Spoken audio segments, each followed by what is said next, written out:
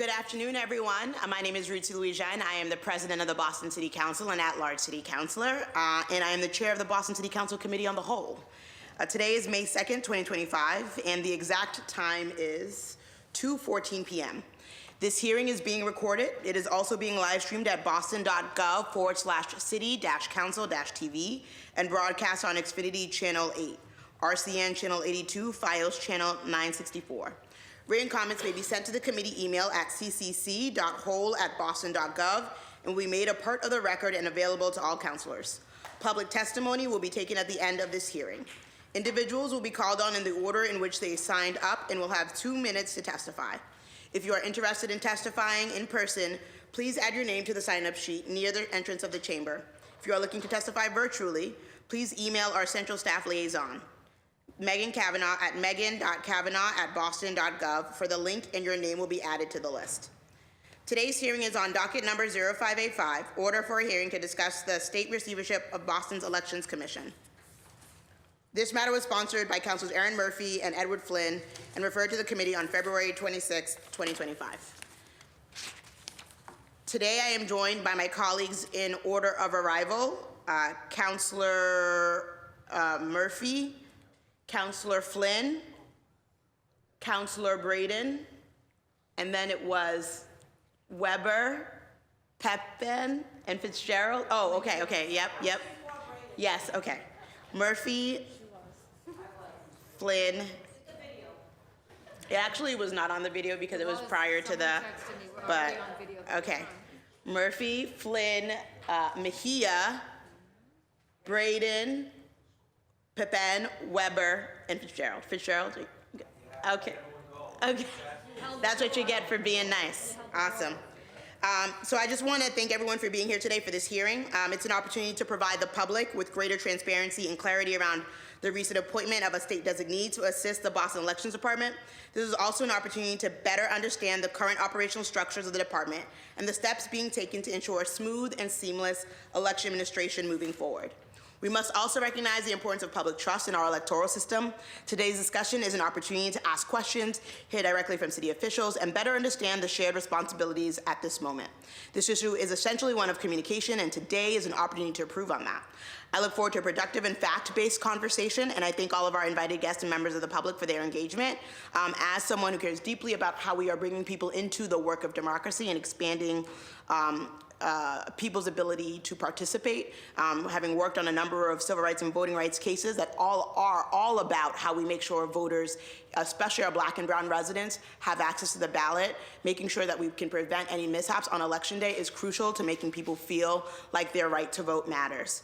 And I also want to thank the Boston Police Department, who did exceptional work that night to make sure that ballots were received as quickly as possible to the locations that need them. We know, based on the letter, based on statements from the Secretary of State, that progress is being made and that reforms are being made. Look forward to hearing more about them today.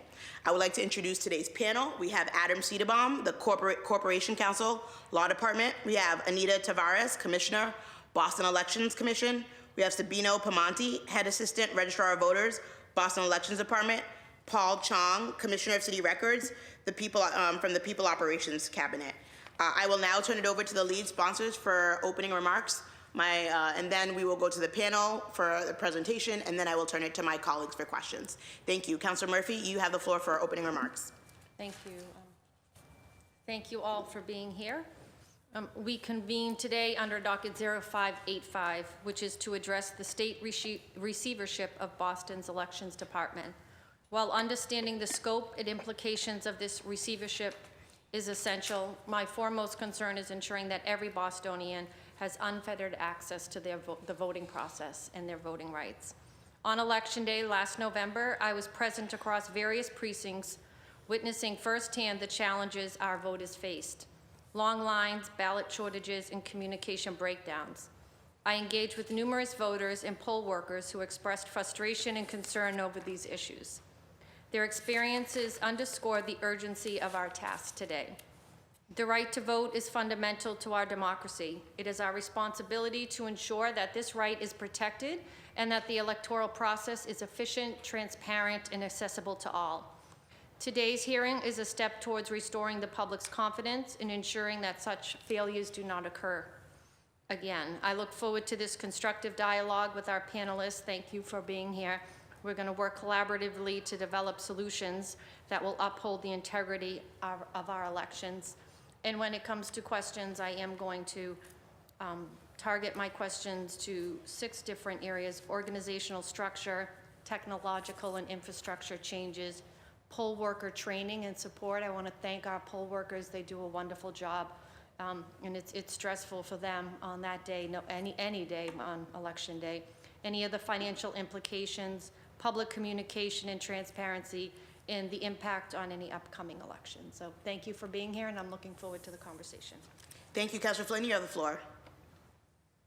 Thank you, Madam Chair.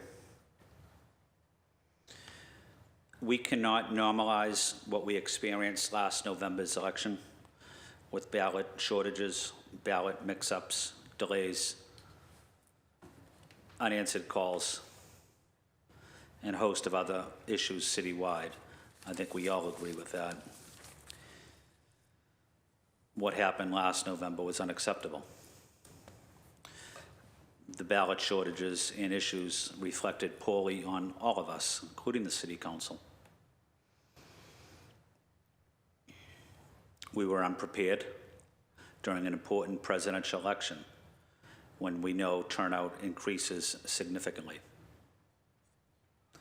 Beyond running out of ballots, there was an issue where I visited with my wife, Kristen, at Cathedral High School, polling location in the South End. This was around 5 o'clock in the afternoon. We brought coffee to the poll workers.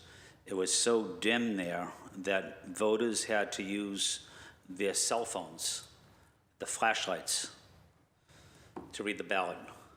And as we all know, I believe during that period of time, that election rather, there was ballot questions on the back. The polling location also ran out of English-only ballots, and residents voted on Chinese ballots with English included. We also know that the problem extended beyond a formula miscalculation, and there was a breakdown of communication with poll workers in the Secretary of State's office as well, as he had to physically send someone to City Hall. As we head into a municipal election, we cannot simply afford these mistakes again. Again, when I was at Cathedral High School, I called up the City of Boston Public Works because there was no lights at the Cathedral Gymnasium, and I asked if there was any way we could have the City of Boston Public Works provide any type of lighting.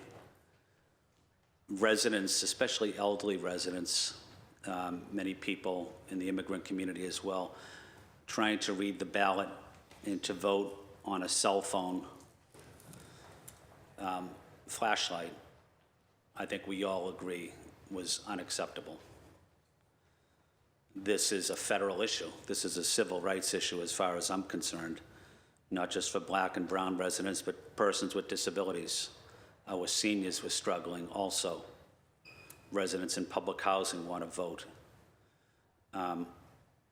My goal today is not to place blame on anybody, but we all should share that blame, but come together as a city and find ways on how to make improvements. Thank you, Madam Chair. Thank you, and I want to thank everyone for being here. We are going to turn it over to the panel for questions. I do before just want to say, we do usually do this at the end, but want to thank Central staff so much because it's not really typical that we have hearings Friday afternoons given the limited calendar availability for budget. So I just want to express my thanks to Central staff for how hard they work, and for the abnormal nature of this hearing, being in the committee of the whole. And I know that my colleagues wanted to have a hearing on this, and so we're having it. So just want to say thank you so much to Central staff. And I'm now going to turn it over to the panel for any opening remarks or presentation that you may have. Oh, and I introduced yourself. Okay, I introduced everyone, but feel free to introduce yourselves again when you're speaking, just so that everyone knows who everyone is. Good morning, President Lujan, Councilor Murphy, Councilor Flynn, and committee members. My name is Ineda Tavares. I am the election commissioner for the City of Boston. I will turn it over to you. Do you want to introduce yourself first? Okay. Well, thank you for inviting us to this hearing on docket number 0508. The city is committed to running free, fair, and efficient elections and ensuring that what occurred during the November election does not occur as we move forward. The election department now sits under the People Operations Cabinet with direct support from Paul Chung, who is the Commissioner of City Records. Sure. As Anita mentioned, my name is Paul. I serve as the city's Commissioner of City Records, and that involves overseeing the public records registry for birth, death, and marriage, and most recently, the Elections Department. Part of the reason that the Elections Department has been moved under People Operations is because of the experience that we have running highly complex operations that have lots of transactions that are constituent-facing. And so we feel that the People Operations Cabinet is uniquely situated to deal with implementing process change and analyzing operations and working very closely with Commissioner Tavares and the leadership team at the Elections Department to, as Anita said, make sure that the problems of last election do not reoccur, but also be prepared for any potential issues that may come our way.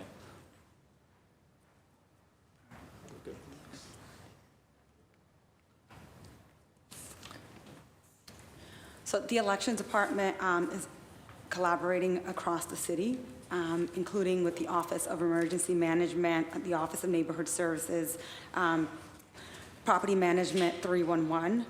Since 2016, the elections have shifted drastically. We have seen in-person early voting, vote by mail, and election day operations. So the department needs investment.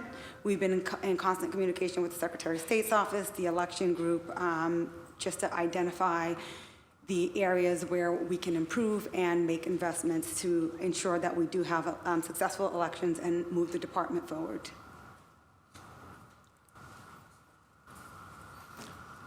So the administration is deeply committed to making sure that we improve the operations of the Elections Department.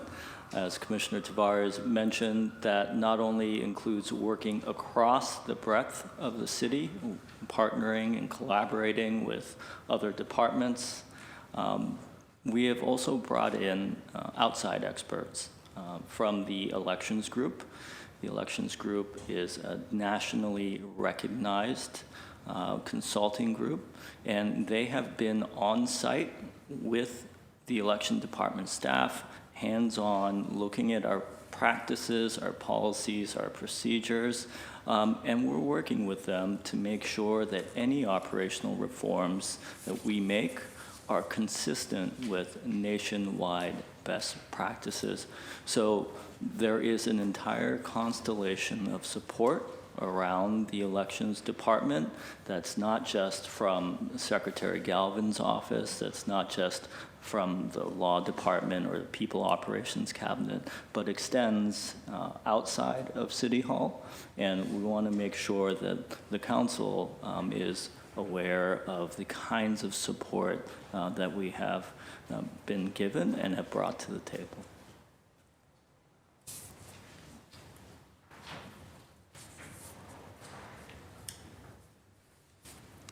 So part of the issue in November was communication, and part of the Secretary's order directs us to establish direct communication between the Election Department and our polling location. We are looking at a variety of ways that we can leverage existing city resources to improve the communication between the polling locations and the Election Department. During the November election, we received 16,000 phone calls, and a number of them were not answered. We were using various lines. I think leveraging 311's call system could potentially help us tremendously. They answer more than 500,000 phone calls a year, so having support from them is definitely one consideration that's on the table.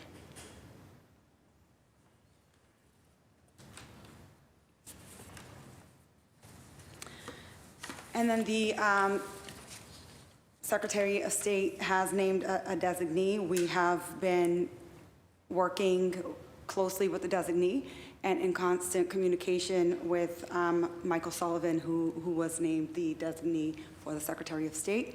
And we look forward to working collaboratively with them so that they review our plans and approve everything as we go into to both the prelim and the November elections, so that everyone can have full confidence in the department's work, and that we are all here to ensure that the elections department runs a smooth, efficient election going forward. I want to extend my public gratitude for the designee. As the order states, the secretary shall appoint, after consultation with the city, or an individual or individuals known as the secretary's designee, to assist the Boston Election Department in the preparation and administration of elections through and including the election cycle held 2026.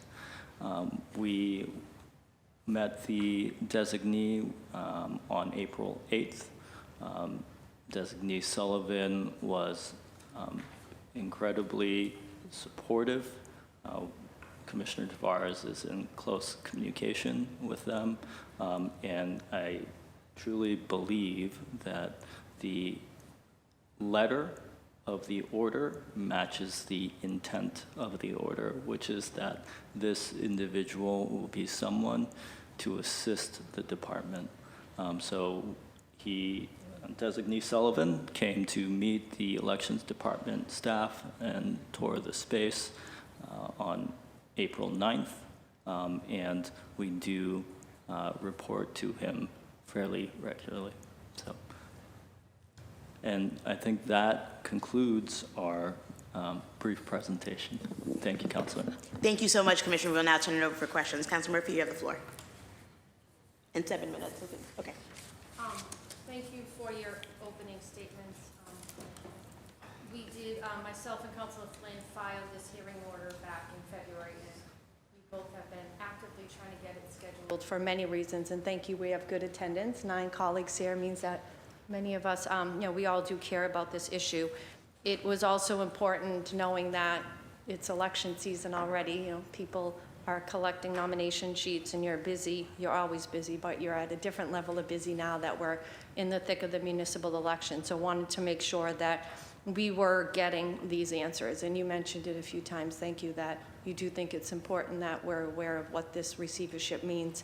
Because many people, when they ask their questions or have their opening statements, and I know I've heard them say it when we filed a few things on the council floor since the election in November, I hear personal stories that all of us have about that day. So as you know, they call us many times first. So thank you that we're having it, and just wanted to put that out there. But on the organizational structure, you mentioned like what prompted this decision and the idea that putting it into the People's Academy, that there's just more knowledge and bandwidth in that department than it would to stay in the legal department. Could you talk me through the timeline? Because it wasn't always under the legal department. Do you know when it was put into the legal department and which department it was in before them?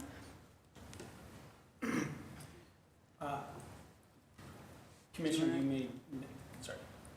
you may have the best knowledge, so if you don't, I can add it. I think it was brought prior to my time here, Okay. so I think. Actually, I'm not super familiar with that, and we can follow up. I can give you my general understanding is that in the past, I believe it was maybe reported to the chief of operations.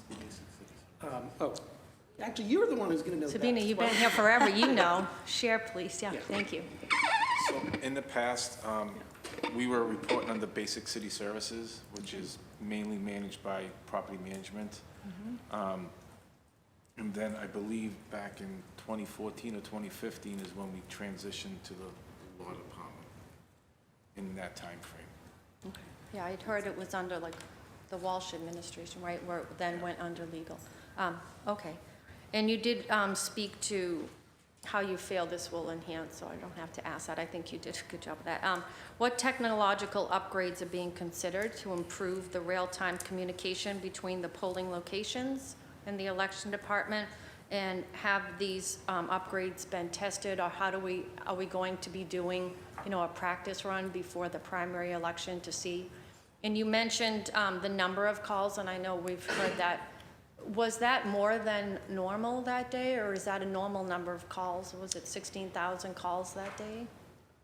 That was, I would say that's higher than what we usually see, but I think a combination of all of the issues exacerbated the phone call issue. So we had ballot shortages combined with machine breakdowns because of the two-page ballots. So we had folks calling for more than one issue at a time, with a limited number of phone lines that were able to field some of those phone calls. Everything combined contributed to the high number of calls. So, To answer the question about technology and testing, I love the word testing. We will, I think I should recognize the elections department staff for not only running the day-to-day operation of the elections, but will now be doing additional work to test and to make sure that we are in the best possible position for a successful municipal election. So whatever technology, whether that is leveraging 311 and the existing tools that we have, whether that is creating some kind of a system where we log issues, all of those are under consideration. But the key here is that testing. We will be testing that. We'll be putting it through its paces well ahead of the preliminary. okay. What are the projected costs associated with these reforms, including expenditures? And you mentioned we have several, I think, external consultants like the election group, and how are we budgeting, the city budgeting for these expenses? That's a wonderful question. Thank you, Councilor. We have a budget hearing scheduled shortly. We look forward to discussing that in depth with the council. I would say that the mayor's transmittal letter indicated that the administration believes that the department needs investments for operational and improvements and reform. And so you will see a significant recommendation, $879,000. So equipment, and should we need additional consulting help, those things would fall under that. Do you know how much we've spent already or plan to continue to spend on the consulting? The consultant, we procured under a $50,000 contract. So that is the extent of our spending so far. Okay.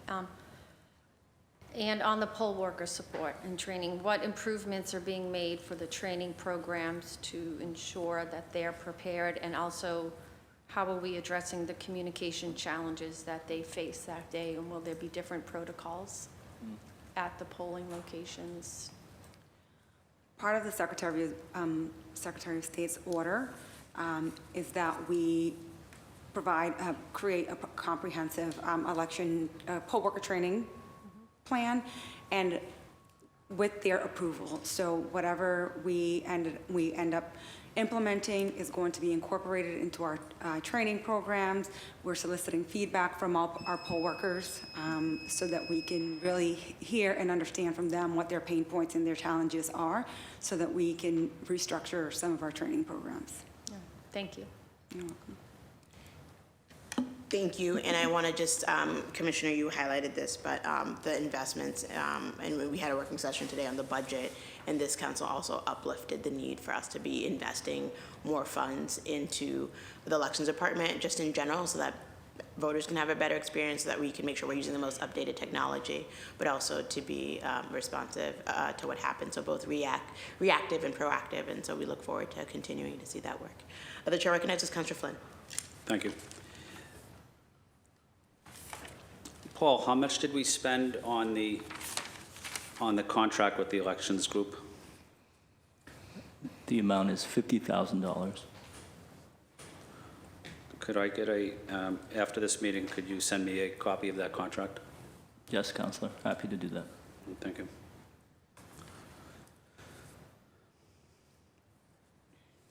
One of the issues I want to ask is, when I visited the cathedral gymnasium and the lights weren't working, when we have this election coming up in September and November, we will check the lights of all polling locations across the city to make sure the lights are working. Is that accurate? We will be working closely with these facilities so that any outside non-city-owned facility knows and are reporting these things to us well in advance. So yes, this is part of our communication plan, part of our contract with any outside polling location as well. So we'll have a guarantee that the lights will be on? Yes. Okay. Will there be a guarantee that there will be bathrooms nearby, so the poll workers, warden, they can use the bathroom as well? Yes, Counselor. Okay. I ask these questions because these are questions and concerns that were brought to me. So I want to make sure that, they sound simple, but I do want a commitment that that we have bathroom access for all of the poll workers too. That is definitely something that we highlight and we consider when selecting a polling location, but we will make sure that we are communicating this to all of our polling locations so that the poll workers have access. They are there for a long day, and we definitely want to make sure that it is a pleasant experience for them, considering the duration of time that they're at the polling location.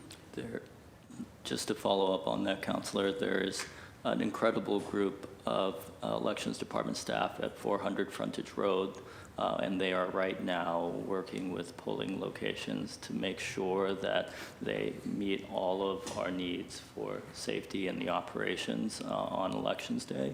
We will absolutely add those concerns that you've heard from constituents to make sure that their needs are met.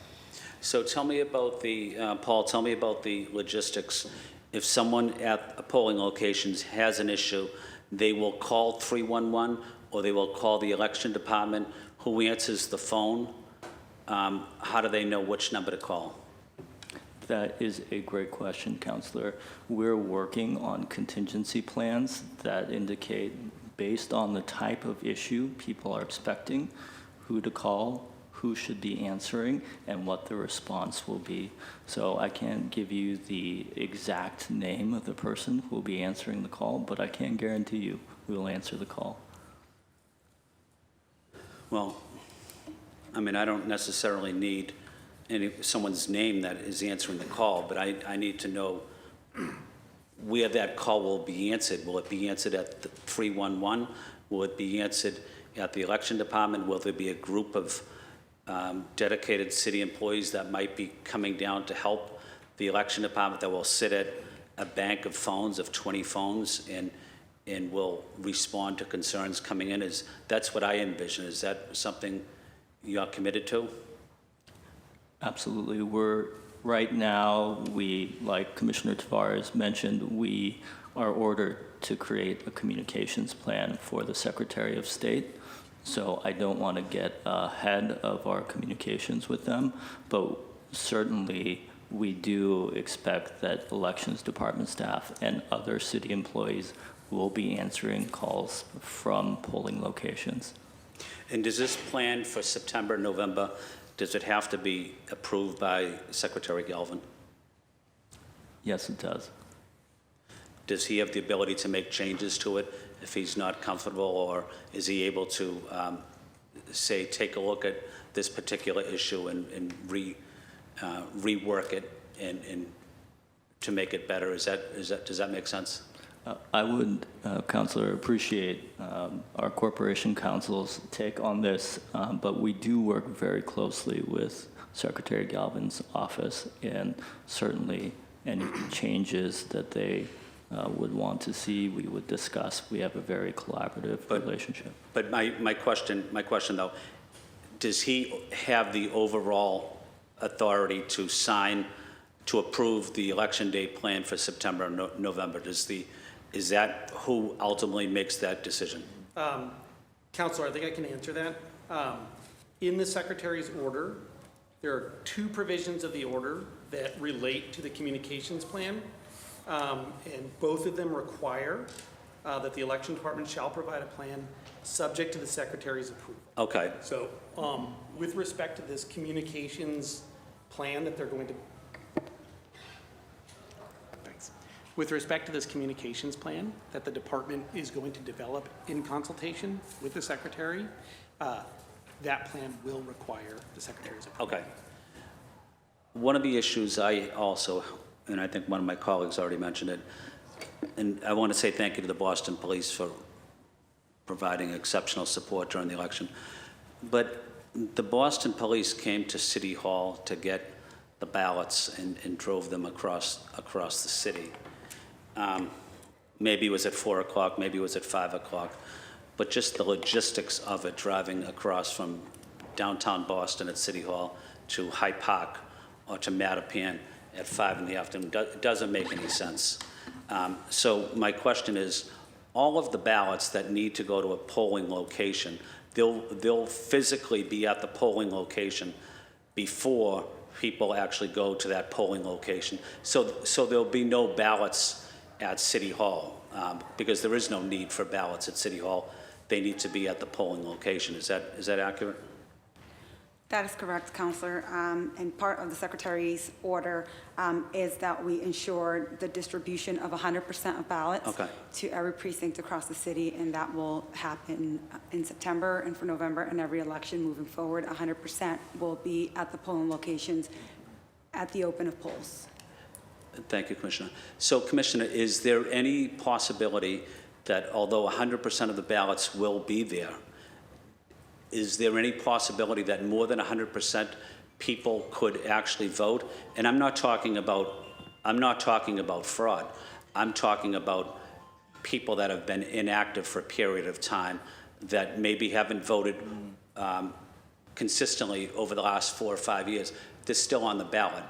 Maybe they're not I won't use the word super voter.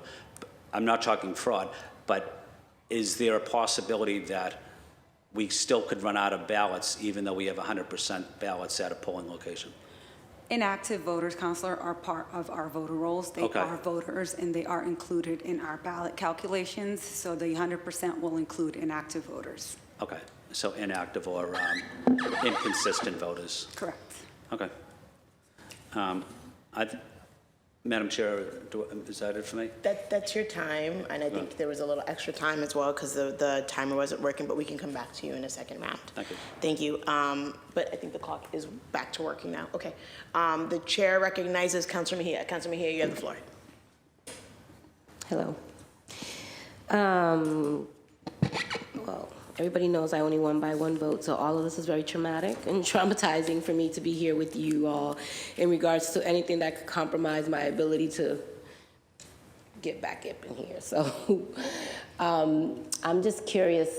I want to understand better Councilor Flynn's questions about the number of ballots that we have. So I'm making an assumption that when you talk about 100% ballots, that if you need extra ballots, you can have, is it a printing problem? Can you print out 120,000 million ballots and just have them ready to go? I mean, what's the logistical concern here about having the amount of ballots that we need on this day? Ballots are printed in advance, so we don't have the capacity to print the ballots on the fly on Election Day, so they are printed in advance of Election Day. I think just considering the different parts of voting that are now taking place, you have in-person early voting, you have vote by mail, and those ballots are not all, they're not all centrally processed. Some of those ballots do have to go to the polling location to be processed on Election Day. So just thinking about how we are packing our ballot boxes to include voted ballots and unmarked ballots, I think we're still, again, working on plans for ballot distribution and how we can separate things and making sure that whatever we're using to deliver ballots are only used to deliver ballots to ensure that 100% of the unmarked ballots get to the polling location. Maybe thinking about a strategy to deliver everything that is already voted on at a later time. Again, we are still working out all of these details and this planning, but that is the challenge and the things that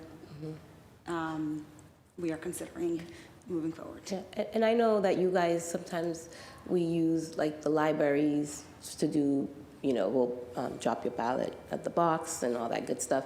And I'm just curious in terms of utilizing the assets that we have at our, you know, disposal. Like I'm thinking of the BCYF, I'm thinking about the libraries, I'm thinking about other public institutions that could be good placeholders and supports in like Dorchester, Roxbury, Mattapan, you know, in areas that are a little bit further away from City Hall.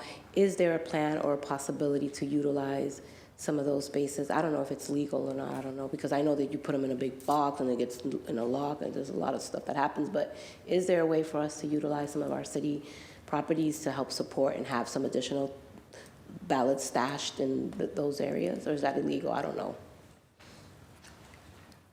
This is all, we are considering multiple avenues for ensuring that we have a contingency plan Good. for the delivery of ballots. I think the first plan is going to be to deliver 100% of ballots to the precinct, but there will be a contingency plan in addition to that to just ensure that we do have a backup system should we ever need it. Yeah, great, thank you. And this question is a historical one, so you know, it's gonna go to Sabino, just so nobody takes offense to it, but you know, you've been here the longest, so. You know, it's just a really interesting dynamic here to be in this place around receivership, and we've been administering elections for decades. Has there been a situation in the past where we've had to have our parents supervise us? Yes. There was? What year? I believe it was in 2006. 2006. All right, so this is not like, I'm like, why this year? Well, you know, all this stuff is happening on the national scale. Nobody really trusts government. And they're always talking about voter fraud and all that. So I think that sometimes people are like, oh, so weird. Like, you know, people are trying to take people out. This could be the time to be like, oh, there's no place for certain neighborhoods to have good turnouts or whatever. I just want to make sure that that people know and believe that we are going to do everything in our power, that we're not going to undermine specific neighborhoods. And I trust y'all. That's the hard part to actually admit here as someone who doesn't trust government. But I know Sabino and Commissioner, you both have done an amazing job, at least in the time that I've been here, to protect the integrity of every election that you have administered, right? And we just happen to find ourselves in this situation just because it wasn't unintended, kind of like, it wasn't something that, I just feel like we get into the blame game here a lot, and I just think that sometimes things happen, right? And those things happen because they give us an opportunity to think about where are the gaps that we need to close. So now we have this situation, now we can close those gaps and be more mindful of those things moving forward. That's kind of how I'm choosing to experience this. Is that how you all are experiencing this? Thank you for those words, Counselor. And yes, it absolutely is. We are definitely going to capitalize on this moment and making sure that we're reflecting on all the ways that we can move the department forward. And I know that. There's two things that I have some curiosity around. One is Paul, right, Paul? We've met before briefly, but you are the new Commissioner of City Records under the People's Operation Cabinet. What I am curious about is why the elections department falling under the people's operation? Like, what's the logic around that? So the People Operations Cabinet, and I'm a little biased, but I think is a fantastic place because they manage not just recruitment and hiring, but training, professional development. They deal with complex labor issues. There's a lot of operational support that comes from the People Operations Cabinet.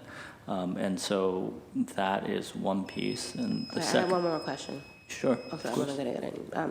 And then the person, the elections group that you all hired to work with you on this project, can you tell me what cities, urban cities, they've worked with in the past that are comparable to the city of Boston?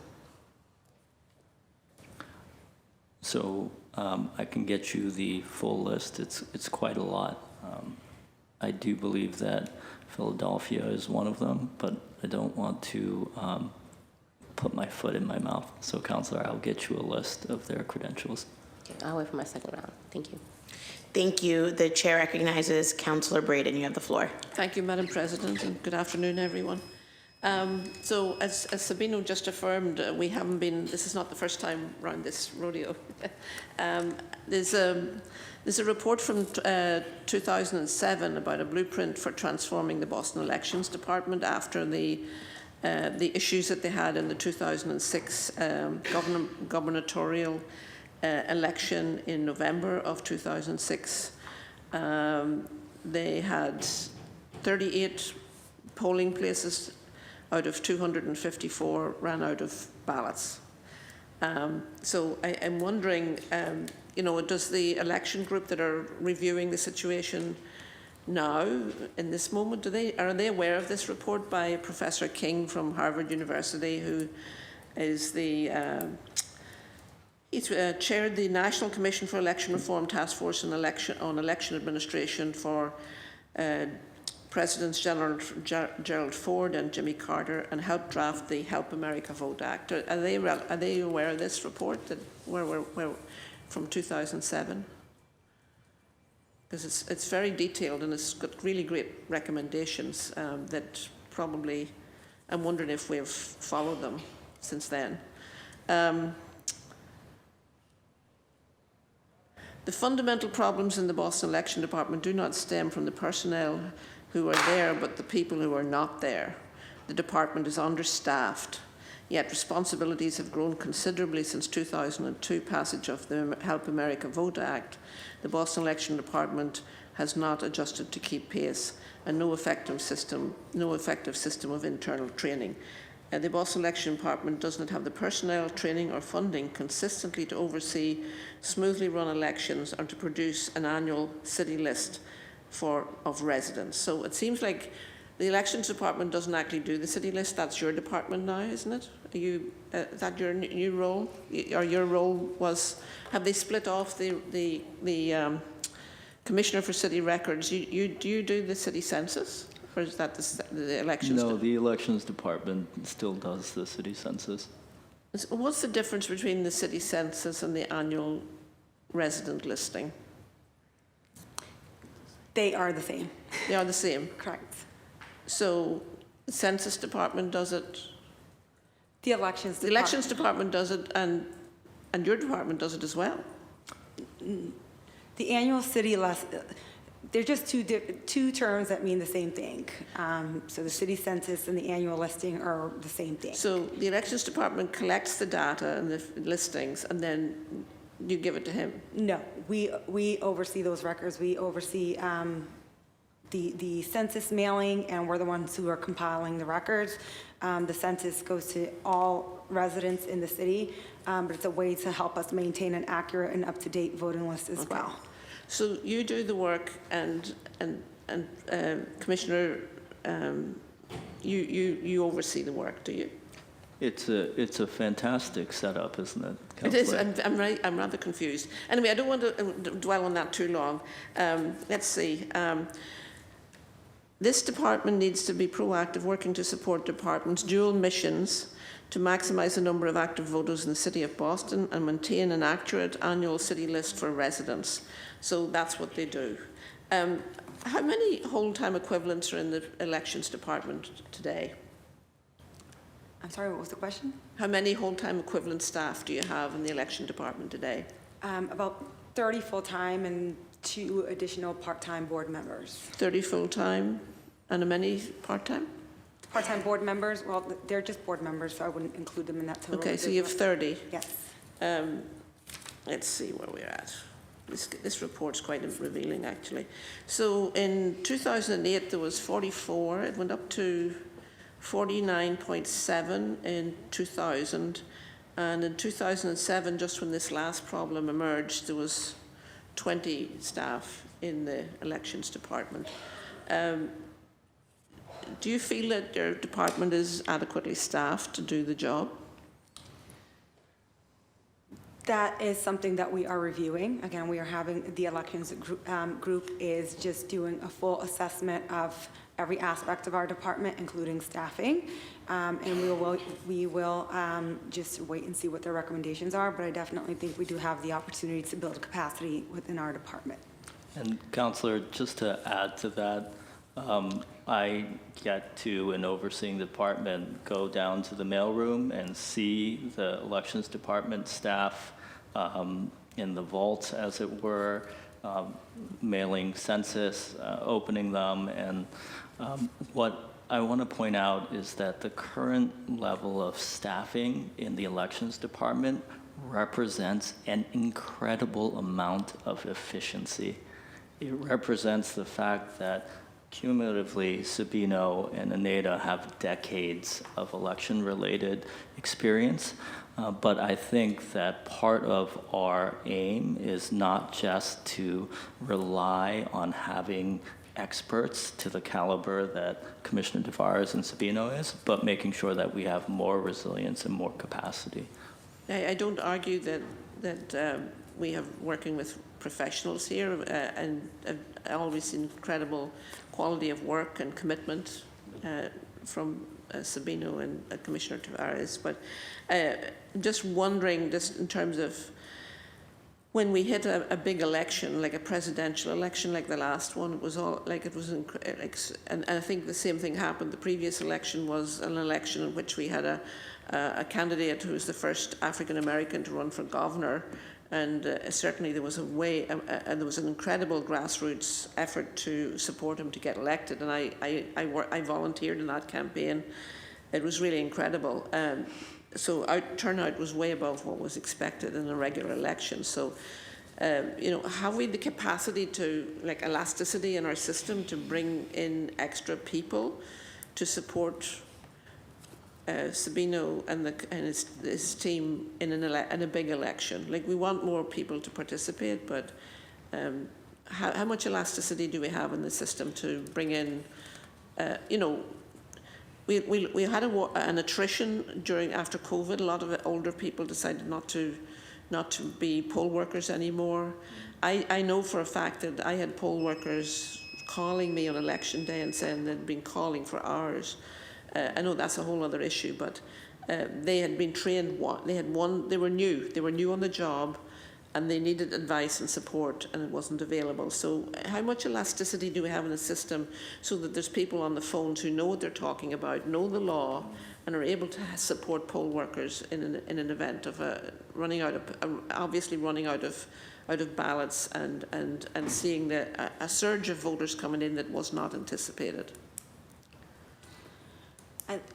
I will start by saying that running an elections really takes the entire city. It just takes collaboration across many departments as well as a number of volunteers. I think one of the things that we're considering as part of our communications plan is ensuring just better training and staffing for the folks who are covering our phone lines. Whatever communication plan we land on is making sure that we have knowledgeable folks who are answering the phones and providing additional training and support so that our poll workers know that we're here to support them, and so that they are confident answering whatever questions are coming from the polling location. But definitely, we are utilizing, I guess, volunteers. For this past election, we had about 2,300 volunteers. That included volunteers who were covering our phone bank. It included students from Boston Public Schools. It included City Hall staff members, just from a variety of angles. So it definitely takes the entire city, and we are not limiting ourselves as to what resources we can possibly leverage to improve this process. In terms of making a phone call, do all the phone calls come in centrally in here? Do we have, or do you have a more of a regional, like, cluster of folks that you could handle things more in a decentralized way, like if one particular neighbourhood is having a problem? I'm sorry, Madam Chair, I'm going over my time. So the way our phone systems are currently structured is we're operating on a hunt group system, and there are several different phone numbers. We were training our poll workers to call different lines depending on the issue that they were experiencing.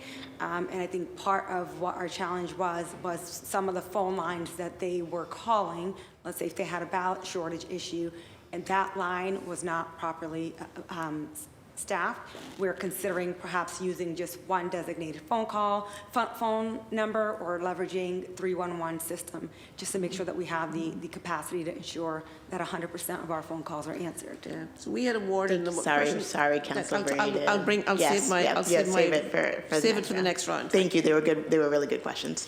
Okay, we are now moving on to Councilor Weber, but I do just want to apologize. Councilor Coletta Zapata has been here basically from the beginning, and I failed to mention her. So Councilor Coletta Zapata is also with us and present and has been listening for the entirety of this panel. So thank you for being here, Councilor Coletta Zapata.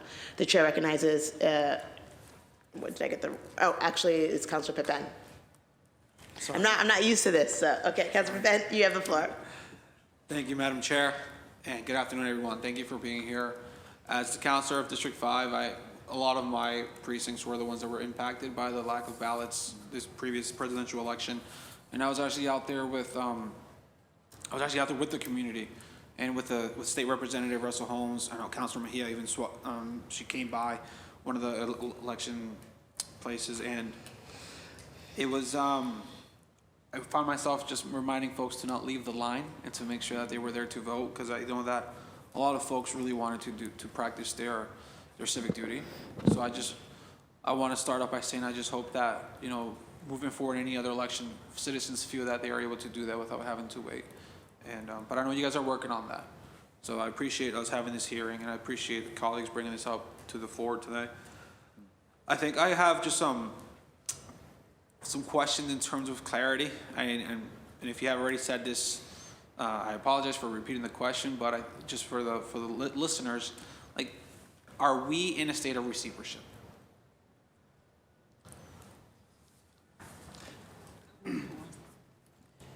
Adam, do you want to handle that one? Yeah, I'm happy to. I think what I would say is, rather than trying to sort of characterize something, or, we have an order from the Secretary of the Commonwealth that lays out specific things that the City of Boston and the Election Department are required to do. They did a report, and they also gave us an order that is both concise. Counselor, apologies. Could you just try to speak closer into your mic so that folks can, folks can hear you. Thank you. And you can also pull it closer to you as well. Yes. All right. Perfect. Thanks.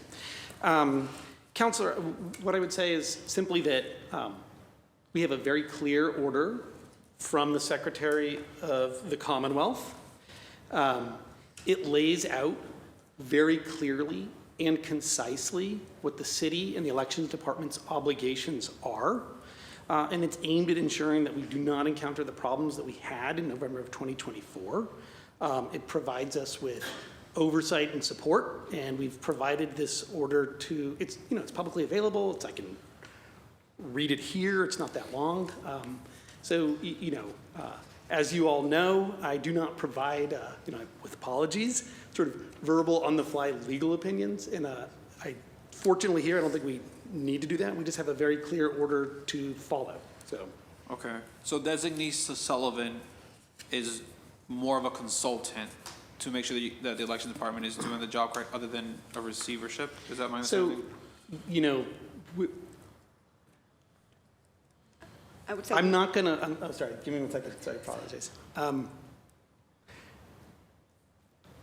He's a designee of the secretary who has clear authorities both under law and within this order.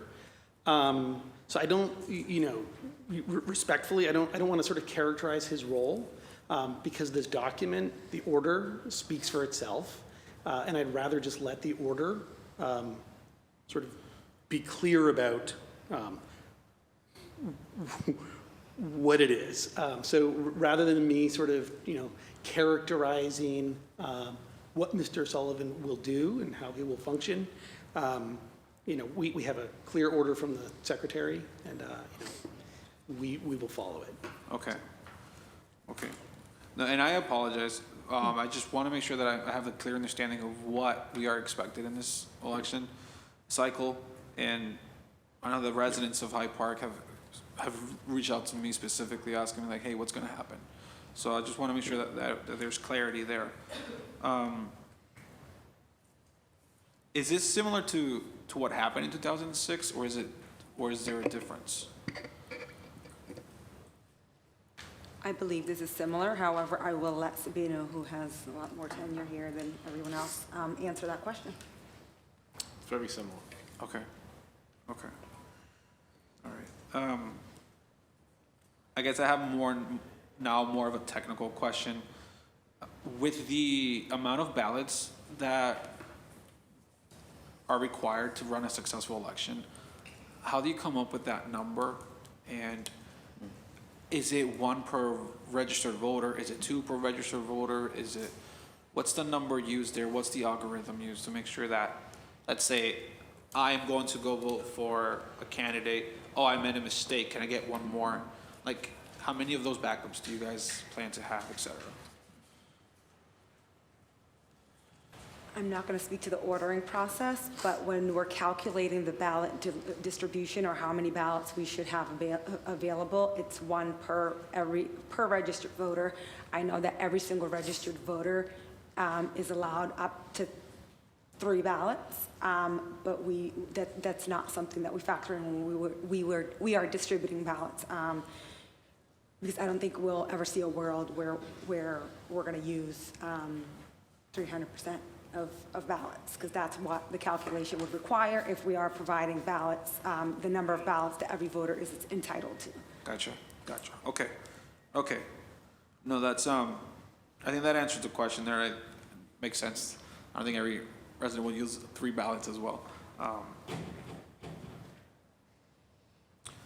Those are honestly the only questions that I have. I just wanted to, sorry for being such a straight shooter. Just wanted that clarity there to make sure that I have responses to the residents, but that's it for me, Madam Chair. No, it's fine. You're a straight shooter. Sabino's a straight shooter. Takes less time. The chair recognizes Councilor Weber. Councilor Weber, you have the floor. Thank you, Chair. Just following up on Councilor Pepin's question, I guess, Corporation Counsel, is there a legal distinction in general between a receiver and a designee?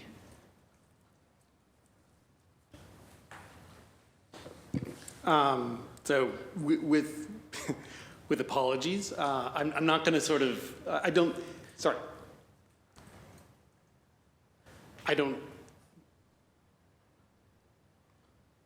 I'm not here to sort of make sort of just like opine on the fly.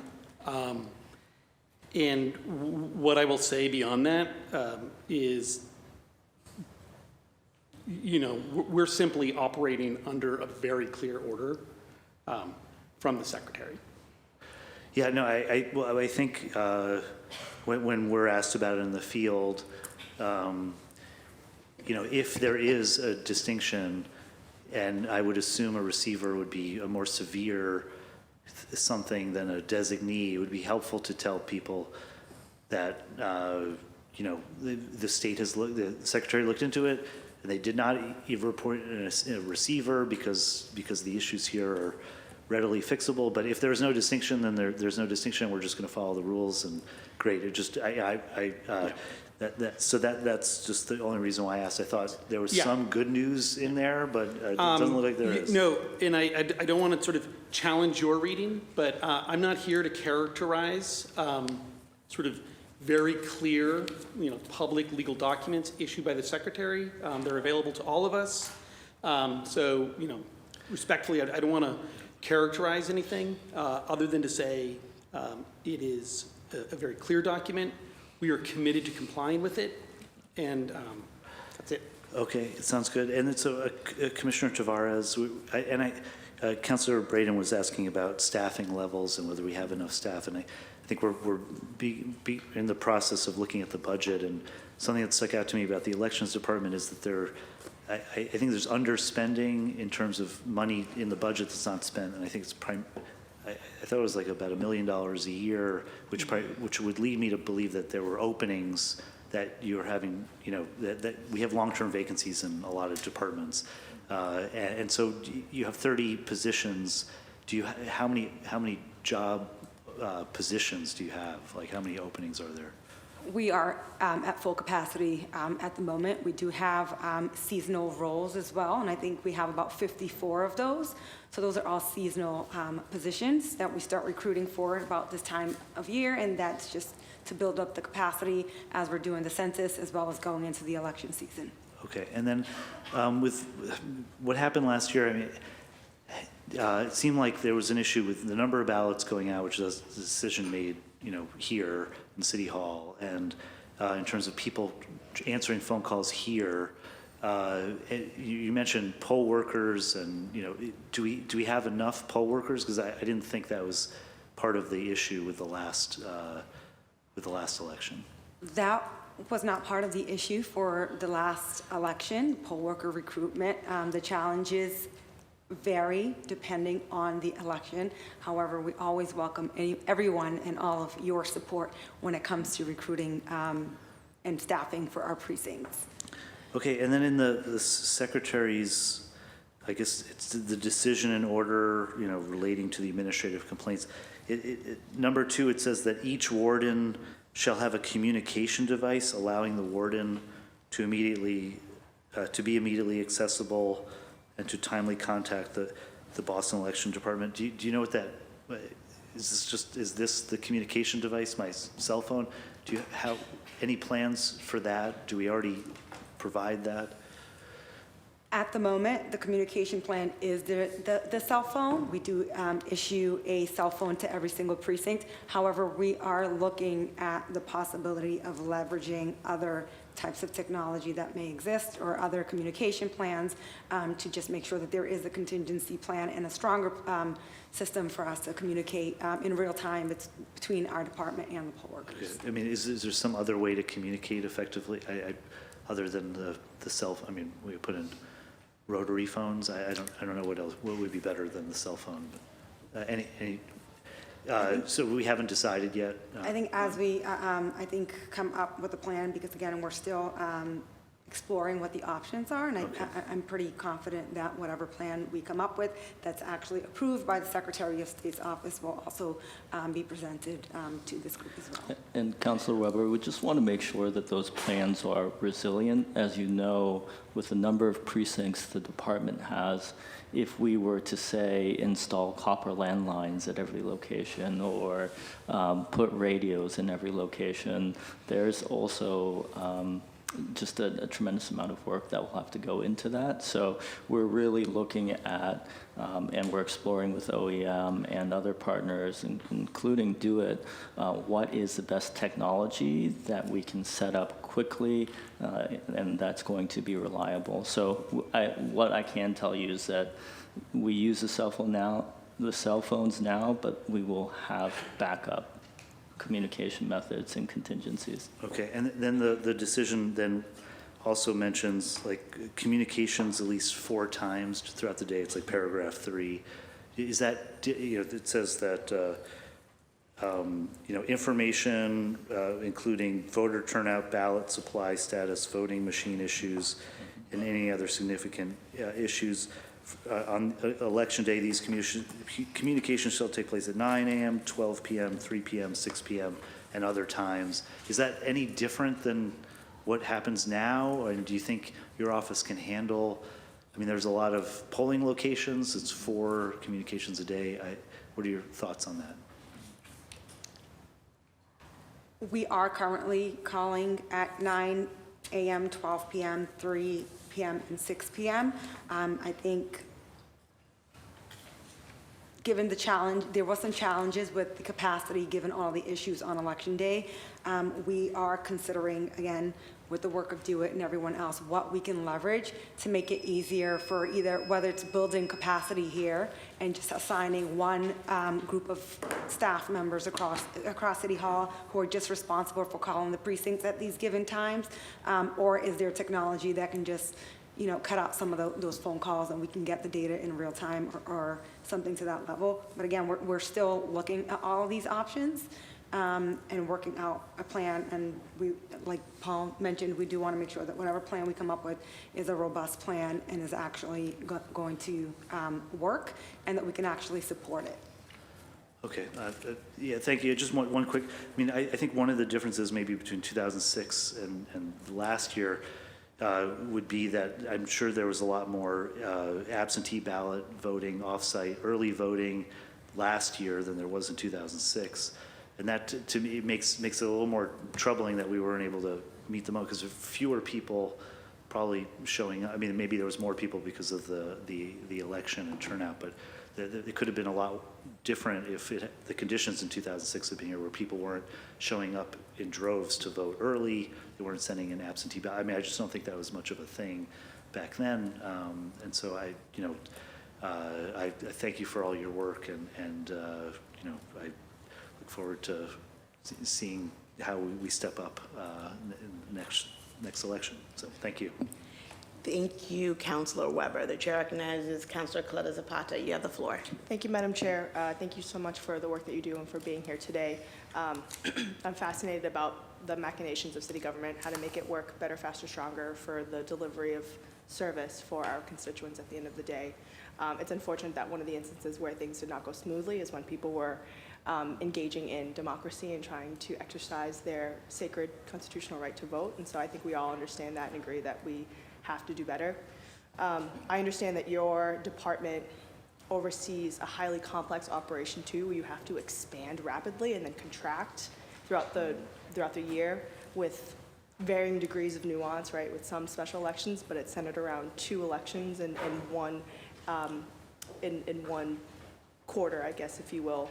And so your department needs to have these built-in resiliency measures to be able to pivot quickly, right? If there are things that don't happen the way that they need to. And the benefit of going last with all of the questions is that a lot of my questions were asked, and I'm gonna go into variations of them. I was gonna ask about the full-time and seasonal roles, so, and this is just clarifying points. So 30 full-time, 54 seasonal roles, Yes. right? And then 2,300 volunteers. Yes. Okay, and my line of questioning originally was like, how can we just expand and contract in a way that is efficient? But it sounds like the issue is not around the full-time or seasonal roles. It's really like overseeing this volunteer structure. In a former life, my specialty was get out the vote operations, and so overseeing something like this. Obviously not apples to apples, sorry. I'm not gonna underestimate what you do around the elections, or administrating elections. But with this elections group contract, so I know that it's $50,000 for the contract, and there's 2 parts to this question. The first one is, so I would love to understand like what their work product is, and just ensuring that they're adding value here. They're not just coming in and saying, there's a problem. And I know that they're working with you, and I'm happy to hear that they've produced some solutions about ballot delivery and communication between precincts and elections. But is there an opportunity, maybe it's not them, but is it a possibility, and I don't know if there's any legal constraints against this too, but is there a possibility where we take a new contract for the administration of elections just solely on the training of these volunteers, or the management of these volunteers that work within the call center, or maybe it's another group that's operating this. The other thing that I would want to know is there any opportunity for us to implement, and similar to Council Weber's questions, is there any opportunity to implement like real-time chat bots of people that are asking questions about their ballots? Is that something that we can legally do? I know that we may be on the new frontier of something like this, but is that something that you're thinking of? That was a lot, so I'll stop and happy to repeat any parts of my question. I will say that that is definitely something that we are looking into and considering as well. And again, we're keeping all options on the table, but just making sure that whatever option we land on is just a resilient one. One urban myth that I've been quickly dispelled of is that election department employees only work twice a year. That is very incorrect. We had a discussion earlier about the annual census. There's a team that goes door to door. We mail to every household in the city. There is work like preparing nomination papers. So there's work, and then you've got to fit in professional development. You do voter registration. You do training. There's work that happens year round. And so I think what I want to share is that we need to think about capacity not just to do the elections, but to do the work of making elections better. And so that is something that we're deeply interested in and we're looking into. Okay. And has there been any discussion about contracting with an outside vendor to help with the management of like the additional things that need to happen around the elections? Absolutely, everything's on the table. So Okay. we are looking at the best way to operationalize things, and it'll have to happen fairly quickly. But we are, in the order, required to provide specific plans to the Secretary of State. And so I think those are the plans that we'd like to make sure are in front of the Secretary and that we have locked down. So happy to share more about that. Thank you. I would like to know what the existing intake structure is for those calls, right? Those, I forget how much it was, 16,000.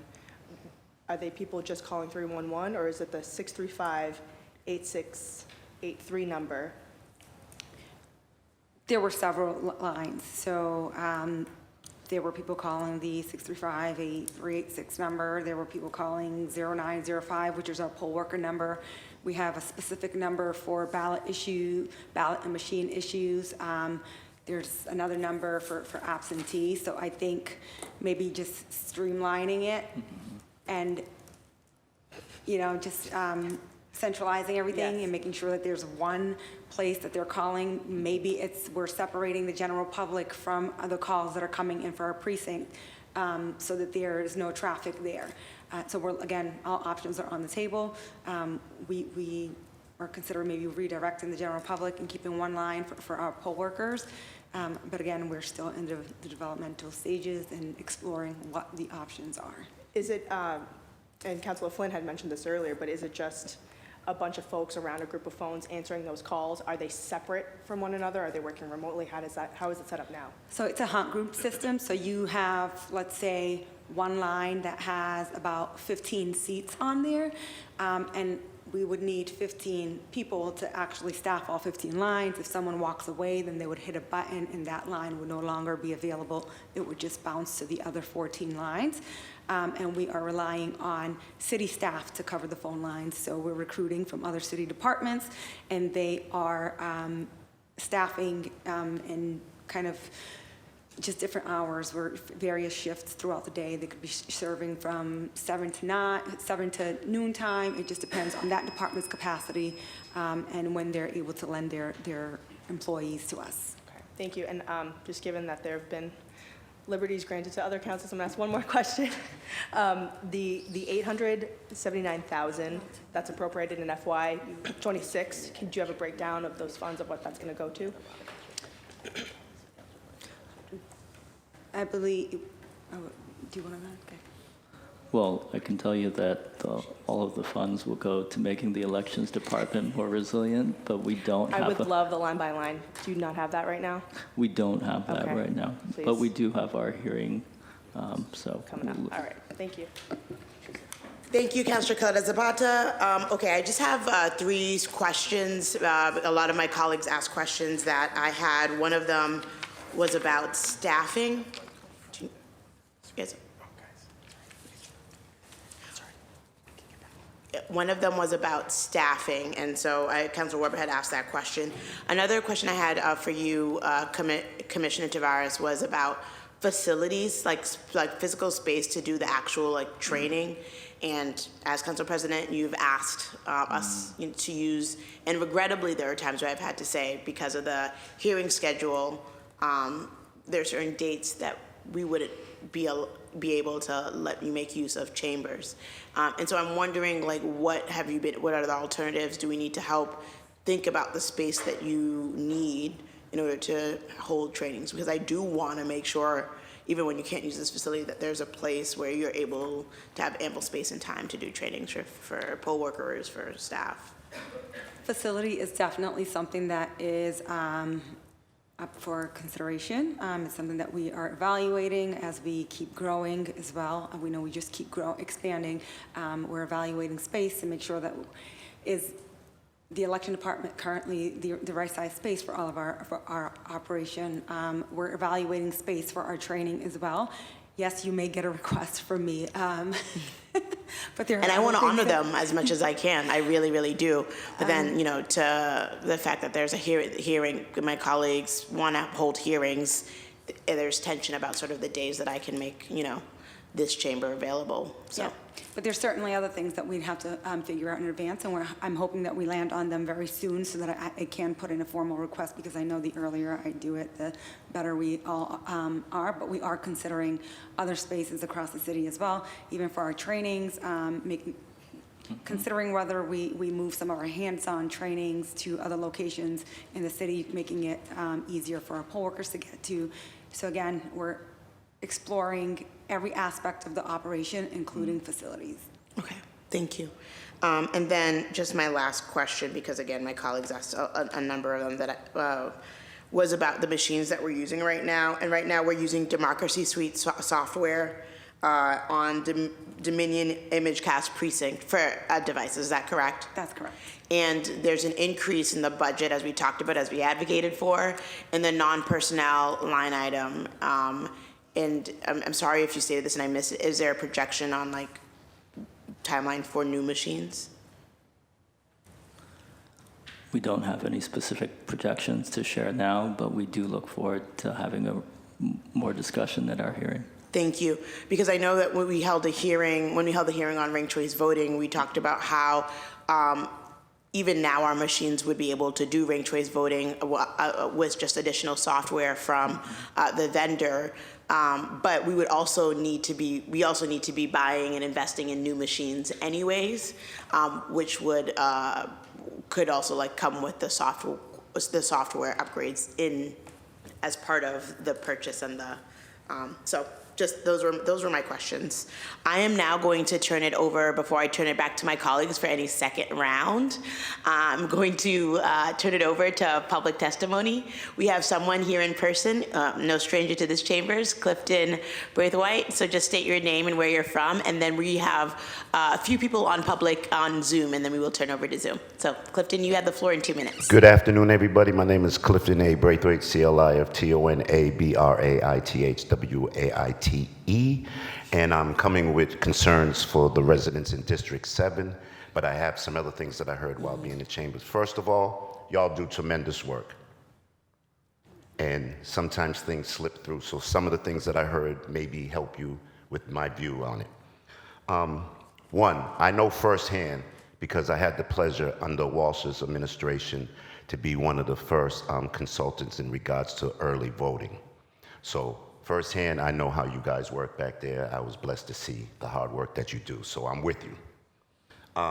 When it comes to polling locations, does anybody look at the site? Because the 3 decades of serving in our community, sometimes there was construction and things like that going on, or the bathrooms, as Flynn said, were too far, or they had to walk too far, or there were steps. Does anyone first look at sites? Accessibility is basically what I'm talking about for the sites. When it comes to the drop boxes, is there any contingency plan if the boxes get destroyed and I know I put my information in that box? Will I be able to have a chance to re-vote? That was questions that were asked, that were told to me. And with the machines, anybody with seeing issues or handicap, are the machines a little bit more accessible for them? Because that has been a big thing in the community as well. 311. I think 311 is overworked at times, and I think if there was an issue in the community and there was a problem during voting, they might be overrun. So I would suggest, with the main numbers that you have, with lawyers or volunteers, that 311 reroutes to that number. Because what might happen in between the gap, if someone who went to training got sick and didn't show up, then we'll have someone that doesn't have all the information. So I think it should be one main number with the several different lines, but 311 should reroute people to that main number. In District 7, residents really would love, I don't know if this has been fully discussed because I've been too busy getting ready for what I'm running for. They really would love, like any other community, to have a special election. I know a lot of people are worrying about the finances, but as our community in Roxbury, they feel like they're being left again by the waysides and they're not getting their opportunity to have fair running. And last but not least,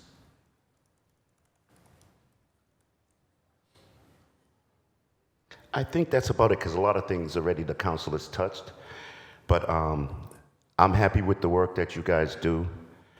I hope that District 7, before all of this came in, I already was doing my homework speaking to the District 7 residents, our elders, our business owners. They really would love the opportunity to be treated like every other community, to be able to have a special election, however that may go, however that would work. But thank you. I think that's pretty much it, because everybody else touched stuff. But the work you guys do in the council, keep up the great work. The community's watching. I'm proud of everybody. Let's tackle this and let's get it right. Thank you. Thank you, Clifton. We will now go over to public testimony over Zoom. First up, we have Robert Barney from the Claremont Neighborhood Association and a former voting clerk of 10 years for 9-3. Bob Barney, you with us? Hi, Bob. Hi, sorry, I had to unmute. Thanks for having me. So I just had a couple of things I'd like to bring up. First of all, I was as you said, Councilor Louisiana, I was a voting clerk for 10 years in 9-3, one of the busiest polling locations in the city of Boston. It's since been split. The other things, I did leave it, as Councilor Braden said, because of COVID, elderly mother, didn't want to get her infected. So I have 5 suggestions that I'd like to bring up. The first one is poll worker recognition. I think we just need to do a better job at recognizing people. And I can give you a specific example. During the Clinton-Trump election, which was quite some time ago, we spent 17 and a half hours at the polling location, starting at 5:30 a.m. So it's just really busy. I think poll workers want to do the best they can do. So just something to think about. And I think it could also act as a way to encourage more people to become poll workers. The second thing is ward precinct volume projections. I think there is something missing there, and I can bring up 9-3 as an example. We were incredibly busy there until it was split, and I'm just kind of curious if the election department has sort of thought about that in the context of which neighborhoods are growing, which ward precincts are going to see an increase and a decrease, and how you kind of build that into your planning process. So just a suggestion there to sort of think about that on a forward-going basis. The third thing, it's really about the work of the poll worker itself. For early and absentee voter process or vote processing, one of the things that we had to do, we would receive the absentee ballots, we'd receive the early voting ballots. We would take them, we'd mark them in the check-in book, the checkout book, and then we'd physically process the ballot. So it took a lot of time from the poll workers. I just want to see if that could be done outside of the election day, somehow done by a central election department team before the election happens. It could just minimize the work of the poll workers, so they can focus on, giving each person that walks through the door a good voting experience. The fourth thing is election day support. So one of the things that I saw, it really depended on the election. So the Clinton-Trump election was incredibly busy for us. And we did experience situations where you'd call to the election department and you didn't get answers. You'd use your cell phone. You'd use the phone that was provided. So I think there definitely is some room for improvement there. One suggestion I would have, is there a possibility of using Boston high school students to come in to the central team to sort of field calls, to give them a kind of experience with civics, but something that could be a positive experience for them and also kind of minimize the work of these 30 folks that are in the election department. The last thing I've got is voter registration efforts.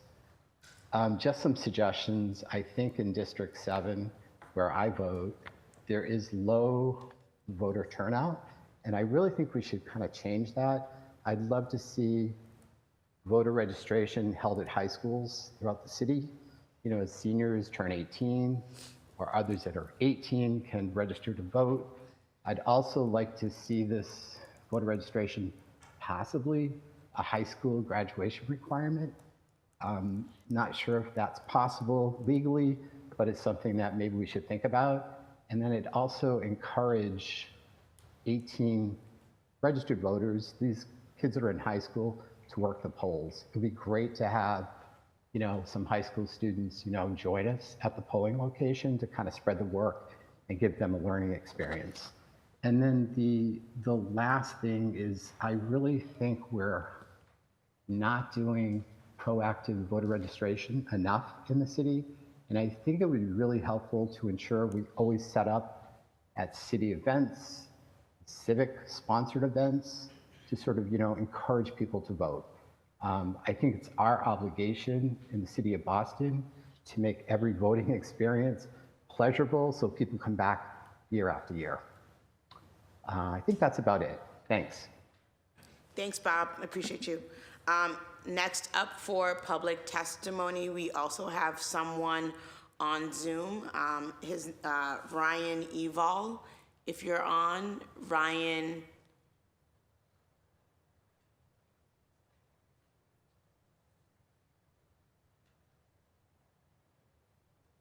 Ryan, you have the Zoom in the room for 2 minutes. Hello. Thank you. Apologies, it took a minute for Zoom to connect. In turn, I just want to thank the City Council and all the folks that are sitting here answering our questions from the Elections Department. My name is Ryan Ebal.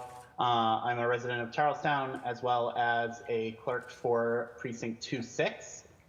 Additionally, I also have acted as a clerk around Boston for various city elections.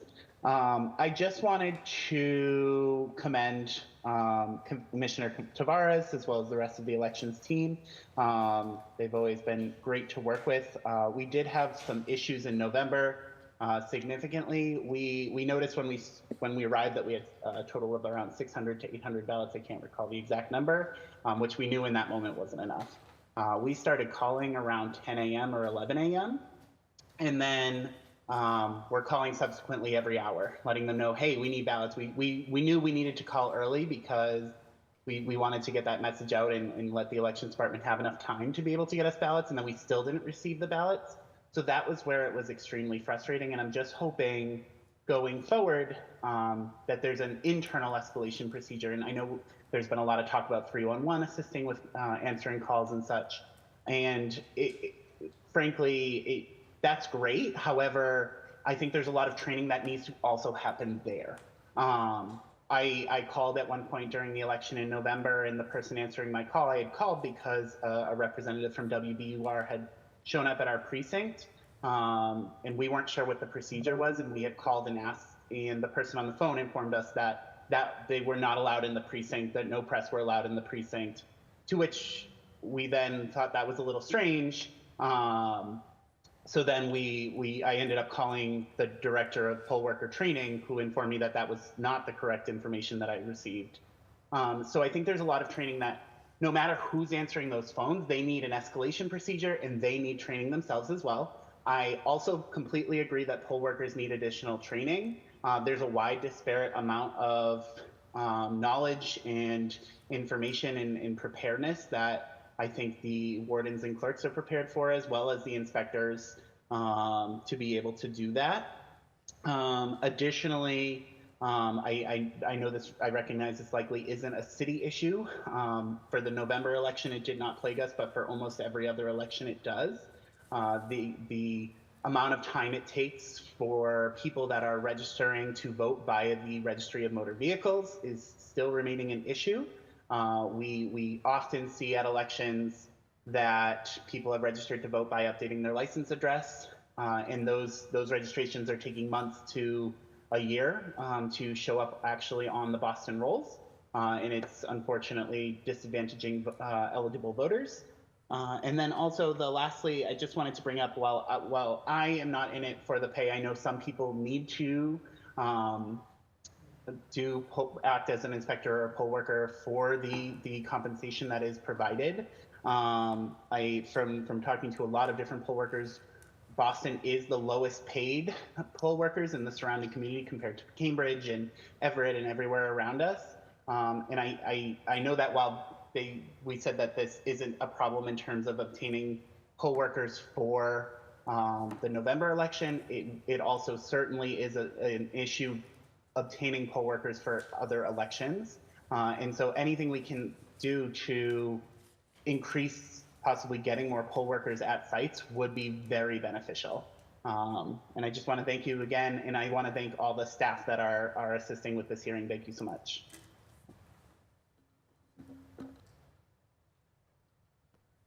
Thank you so much for your testimony. We have one more for public testimony. John Provenzano. John, you have the floor and 2 minutes for public testimony.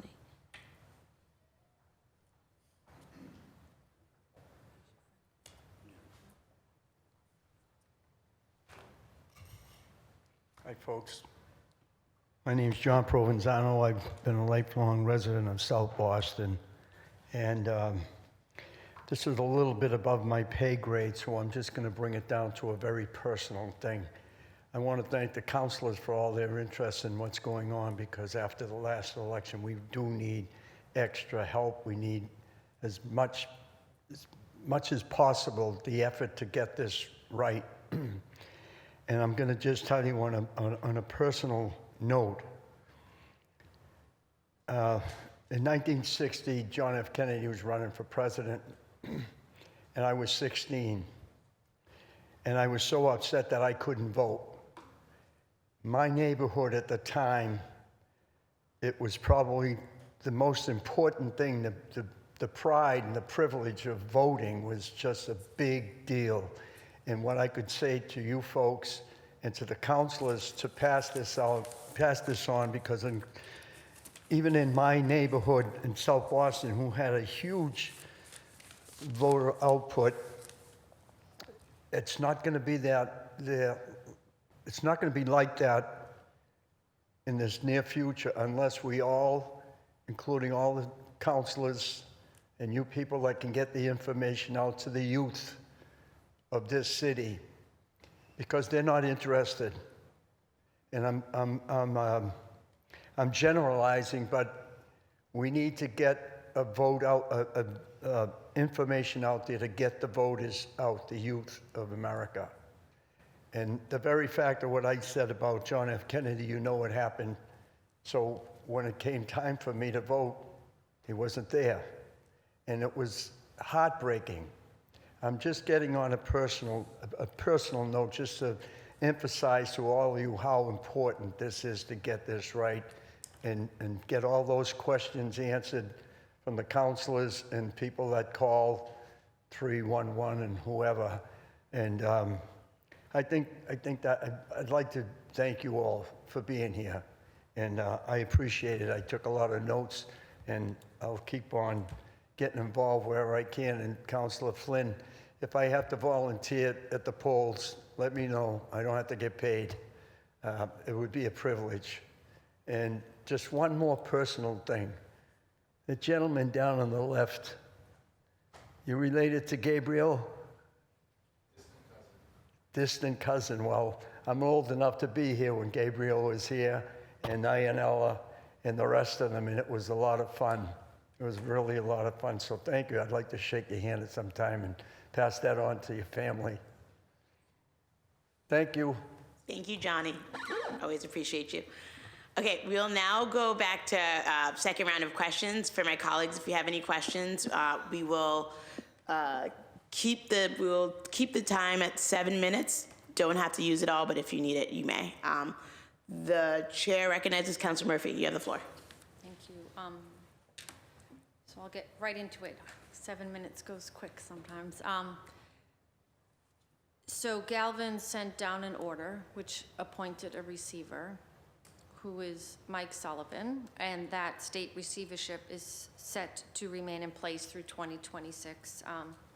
And I want to get a sense of how much, and thank you, because we have been talking through the, I would say not just recommendations, but what is required that Galvin has said, like, these are things we need to change. And I know we've touched on, I think, all of them, if not most of them.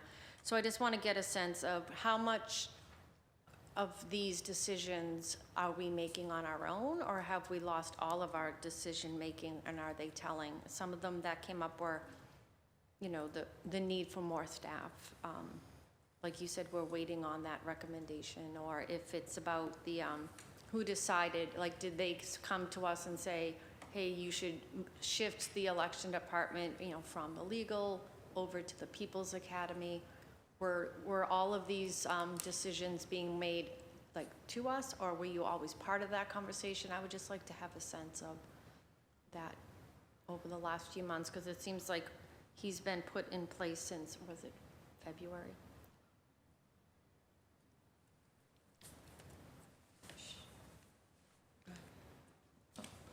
Thank you, Councilor Murphy. So the things in the order that we must comply with, the Secretary does have the power to approve or disapprove, so we're working closely with the designee. Other day-to-day operations, we keep them informed of, but the administration and the Elections Department does continue to make operational decisions apart from the Secretary of State. Certainly, we take any input and advice, and they're wonderful partners to us, but that distinction is still there. Is that a cost to us when they put us in this receivership? Do we have to pay for, like, Mike Sullivan's oversight? No, we do not. Okay. You mentioned also about moving it from legal to people was more of a logistical, makes more sense, because you are used to putting people into place and answering calls and all of the things your staff in different departments across the city. In this sense that, and I totally do agree, you do not only work 2 days, 4 days a year if there's primaries, right? But those are kind of, you know, game days, right? And you want all hands on deck. But are we, this just idea of more staff and then maybe people from different departments, like, how are we going to guarantee the training is there for them also? That last caller, like, gave an example of a question like, can the media come in? Or I know I shared at one of the hearings and I think I told you personally, so you know how, I went to vote on an early day, one of those early voting days, and because I had requested a mail-in ballot, it was more just I was interested in seeing how the whole process went, but had known that even if you request an early ballot and you don't use it, you still can vote at the poll. But I was turned away to vote early, and then on the actual election day, again, my name was flagged, and they said, well, you can't cast your ballot because you have requested. And I said, I know I requested it, but I didn't use it. So, and even if I did use it, I'm pretty sure you're supposed to let me vote, and then you guys can figure it out later. So there are, they may seem trivial, but as Councilor Mejia will tell you, one vote makes a huge difference.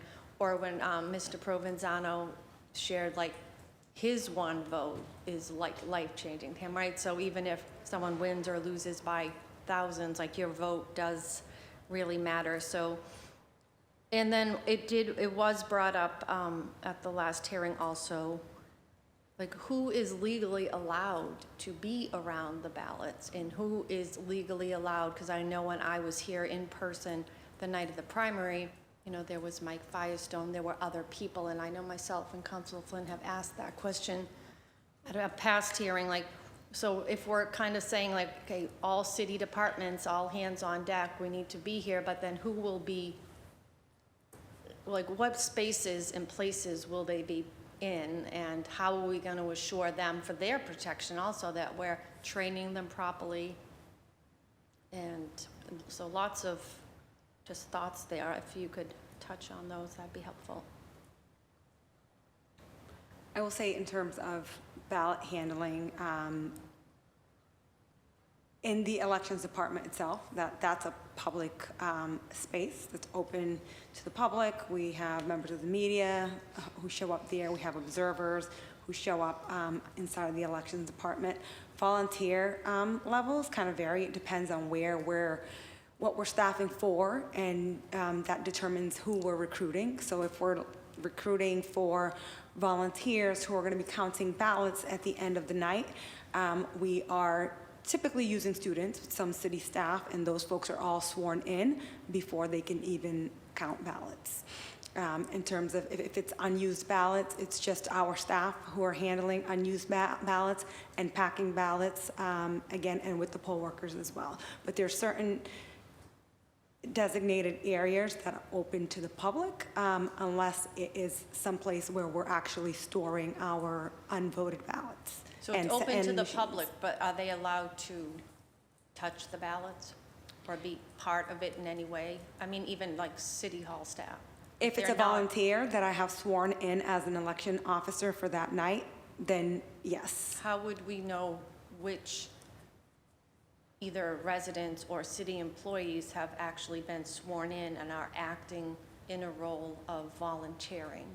We keep a list, and I swear them in before whatever work needs to be done. So before anyone starts counting ballots or assigned to a ballot counting team, I'd swear them in, and we keep a list of the folks who are actually volunteering.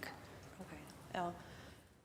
And on the early voting, in the primary of last year, you did it differently, where you actually used the Piemonte room, I don't know for how many days, but you opened the ballots and you counted them.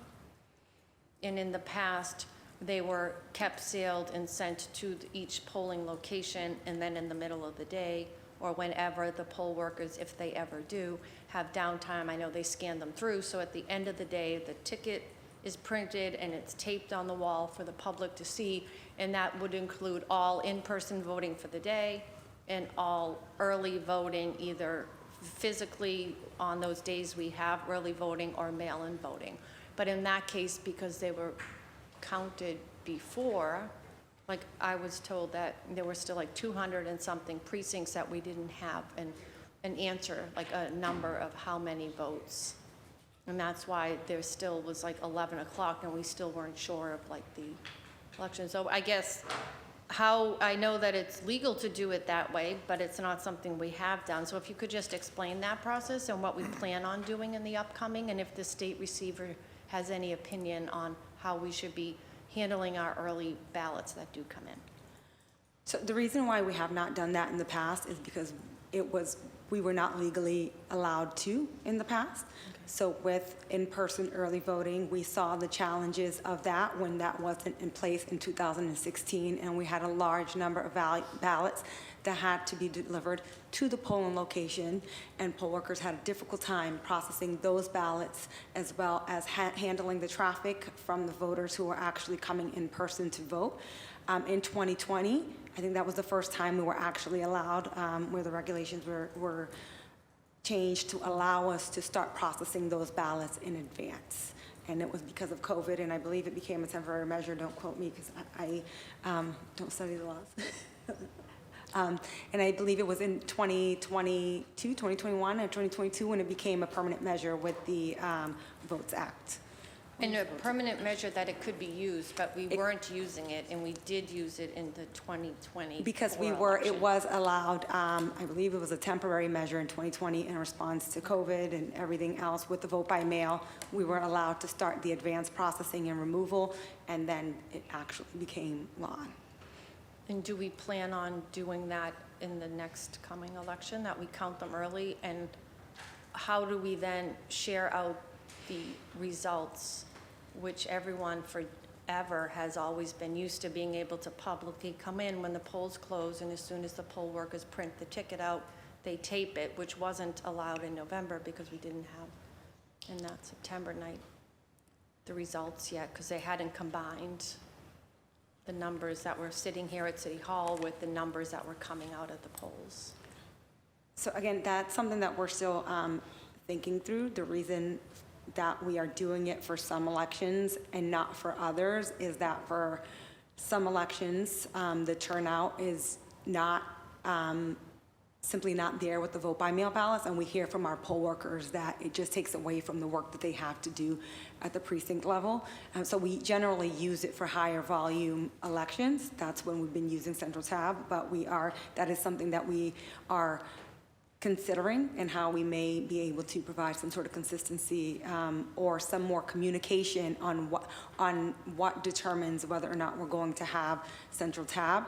Right now, we are putting out communication in advance with our election results, just to let the public know that the initial results that we are releasing does not include any of that information. And then we Is are it legal to share those results Councilor that are Murphy, counted earlier? this is your third question No, beyond time, so you can It's ask based it. on yeah. But and then we're going to the next counselor. So those results are posted, so as we close out the precinct, so again, just like, I mean before, like what I said, they were in the Piemonte room like the week before. When you get those results, can you legally share those numbers? not before Election Day. So we can't share the results until after 8 p.m. We don't even look at the results. We technically don't close those precincts until after 8 p.m. on Election Day. So you wouldn't Okay, know the result. Councilor Murphy, I'm just gonna Okay, move on, on and to the then third. more questions. Yep. Councilor Flynn, you have the floor. Oh, we've also been joined by Councilor Fernandez Anderson. Councilor Flynn, you have the floor. Thank you, Madam Chair. I know we spent a lot of time talking about the definition of whether this is a receiver or not, but I think what the residents of Boston want us to do is they're not all that concerned with the terminology, but they are concerned about voting and making sure everybody has equal access to voting. That's what residents want us to focus on. And I highlight that because I was talking to a woman who I know, and she has a special needs child, and she votes in Dorchester. And she waited in Dorchester to vote, and she could only wait so long, and she needed to get back to her child, and she had to get out of line, and she was not able to vote. That's why this is a very serious issue. I think it's a civil rights issue. I also think it's a federal issue too. Voting access, persons with disabilities, people of color, we can't underestimate that. Paul, have you had any experience on Election Day ballot counting and operations? No, I have not.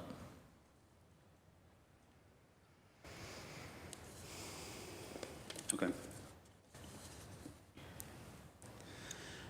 The contract we have for the election department, for the election contractors, was $50,000? Yes, sir. How many contracts was that? Just one contract so far? Just What is the period of that contract? Through the end of this fiscal year. Okay. And you're able to get me a copy of that? Absolutely. Okay. So my question, Paul, is when people on Election Day in November were calling, requesting assistance from the election department, poll workers or wardens, the phone wasn't ringing, but where was the phone? Where physically in City Hall was that phone ringing?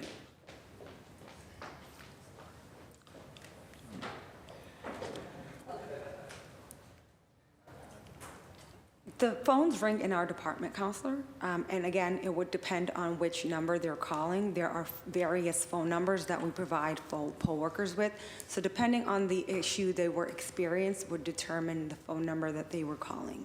And so the phones just kept on ringing without someone picking up. But that didn't happen in September, though, did it? No, it did not. So September to November, I just want to compare. How many people were working answering the phone in September? I don't think the issue was how many people were working. I think we didn't have any issues in September. We didn't experience any ballot shortages in September, and we didn't experience the machine breakdown in September either. I think the two things combined are what caused a large number of phone calls, and we recruited 54 staff members to cover our phone lines throughout the day. However, that still wasn't enough given the volume of issues that were being reported into the election department. Okay. So, Commissioner, when you had challenges as a department in November, who did you call seeking assistance? I reached out to the Boston Police Department for additional resources and the fire department for additional resources. I was trying to address the problem as quickly as possible. Did you call the mayor's chief of staff asking for any type of support from other city departments? No, I did not. Adam? Why wasn't the mayor's office more involved in the day-to-day operations in terms of supporting the election department?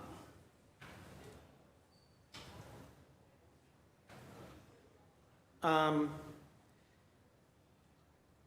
know, I don't know if I can sort of speak to that directly, but I will say that the elections department always operates with a certain amount of independence. You're seeking ways now to have the administration provide a lot of support for sort of process and system improvement and change. But it is the election commissioner who, you know, always is sort of hands-on in charge of elections department work.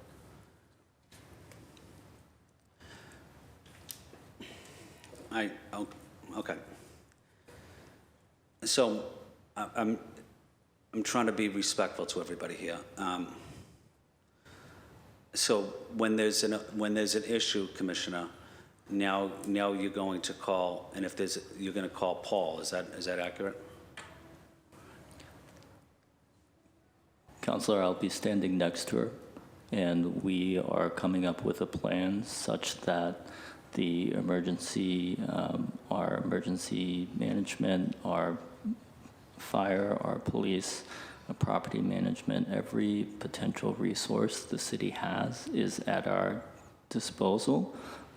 And so that is what we that is who we're looking to for support.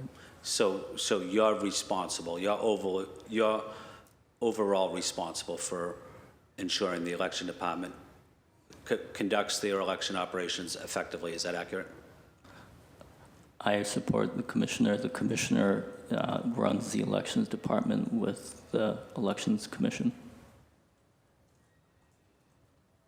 And I will add, Counselor, that we are adding contingency plans and making sure that we are documenting what steps have to be taken in the event of an unforeseen circumstance. If there's a ballot shortage, we're identifying all of the key stakeholders in every area that could potentially happen. If it's an issue in our polling location, who are the key stakeholders there, and then just having, in addition to the communication plan from the polling locations to the election department, an internal communications plan as well in terms of how we should escalate certain issues. Thank you, Commissioner. My time is up. Thank you. Thank you. The chair recognizes Councilor Braden. You have the floor. Thank you, Madam President. I'm really appreciating just the breadth and depth of the work that the Elections Department does. The city list is incredibly important, and that's it delivers the voter list, the jury list, and is the basis of the 10-year census. And it seems that how accurate in terms of the number of people that are on the city list, how accurate is that in reflecting the potential voting population? Do we capture? We don't. What percentage do we capture of potential voters with the city list? You know what I'm getting at? Well, we wouldn't know because the city list captures all residents. So although someone looks like they may be a potential voter, they may not be an eligible voter. So, and you're not responsible for the city list then? We are responsible for the city list, yes. All right, good. I get these two things mixed up. And then in terms of our, I'm going down a rabbit hole here, but bear with me. The resident list has not been. How do we solicit residence lists from universities? There is an in-holder list that we submit to all of the universities, and they have to provide us with a list of students who are in their dormitories. And I believe it's as of by September 1st? Yeah, it's usually within a date we have set with the jury commissioner. They extend our deadline. Yeah, because that's the important thing, that they can go serve on juries.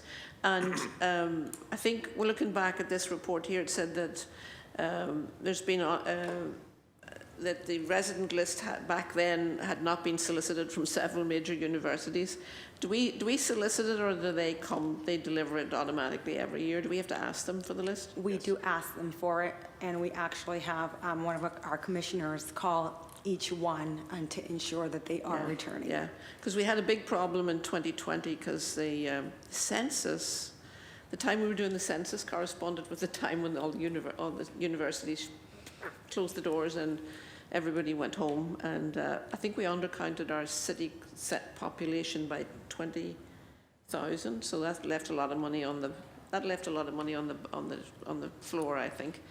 In terms, this report said the ballot boxes were recommended that the ballot boxes be larger to accommodate multi-page ballots.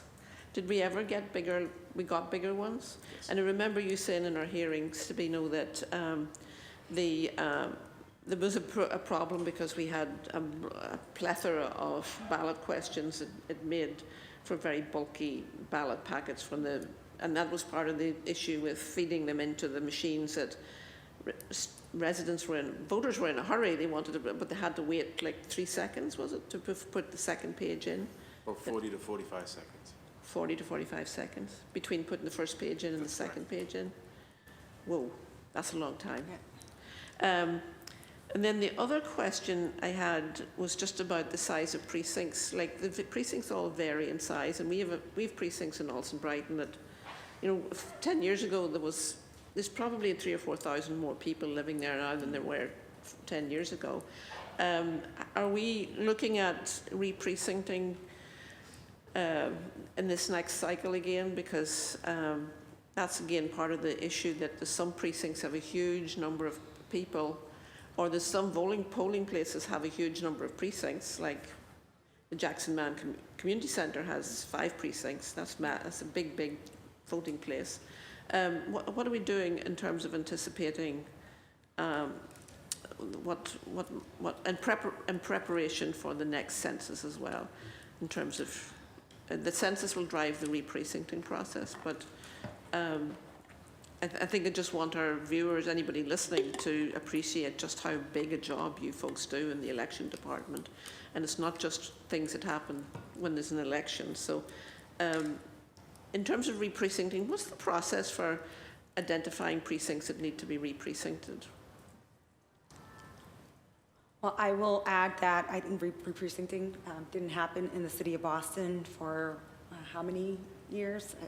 Boston is technically exempt from that process. However, we were able to successfully re-precinct in following the 2020 census. Our approach was a phased-out approach, and hopefully we can continue that practice of having a phased-out approach of reviewing all of our precincts and keeping it kind of in using a similar threshold and model that the rest of the state uses, which is trying to keep every single precinct at a threshold of no more than 2,000 registered voters or residents. I think that's the threshold that we used. I know that there are some precincts who are above that right now, but our main focus was just addressing the ones that were well over capacity. The precincts were 6,000 registered voters, which was an issue, but we do hope to continue that work and take in the phased-out approach. That allows for it to be a little less disruptive for voters, because when we're splitting up precincts, then we're splitting up polling locations and voters as well. It's very confusing. Yeah. Yeah. I'm in for time. Oh, I've got a few seconds. And who initiates that process of re-precincting? Is it the Secretary of State, or is it you folks? The Board of Election Commission. The Board of Elections. Another question I had was very quickly about the election advisory, the advisory group in terms of access to the ballot, in terms of folks with disabilities, etc. How is that active all the time? Is that something that's ongoing, or is that just, do you have a permanent advisory committee? Yes. You do? Yes. And the folks on the committee revolve, or you recruit them from different groups that probably, like folks with disabilities, Yes. language subgroups? Correct. Mass vote. And how large is the committee? I believe there's about 12 people 12 on there. people. Don't quote me. That could be, the attendance varies, so not everyone shows up at every single meeting that we have. So I'm not actually sure who's still active and who's not. But it is a large group. It just consists of representative from, as you mentioned, the Disability Commission, League of Women Voters, Mass Vote, just different groups across the city. Mm-hmm. Good. You have an incredibly important job. I don't want to disparage. This is not about, this is just helping give you the resources you need to improve the systems that maybe are deficient at the moment. I think it's no reflection on your professionalism and the hard work that you do. So thank you for your testimony this afternoon, and look forward to working with you going forward and identifying resources, that you get the resources you need to do this very important job. Thank you. Thank you, Councilor Brayden. The chair recognizes Councilor Fernandez Anderson. You have the floor. Thank you, Madam President. Apologies for the delay. I was actually watching the video prior, so I didn't want to miss it. It does feel like this conversation is a bit redundant, considering the other hearing that was held, but I do appreciate your patience coming in and repeating yourselves all over again. And Adam, what's up? How are you? Sabino, how you doing? Hi. Commissioner, Paul, could you, I think I missed the reasoning for you to, because it says here, Commissioner of City Records. So, Mr. Chong, could you explain the rationale behind, or what exactly you're doing with the commissioner, or why are you there? Absolutely. So I started my career working for the state. I started in 2007.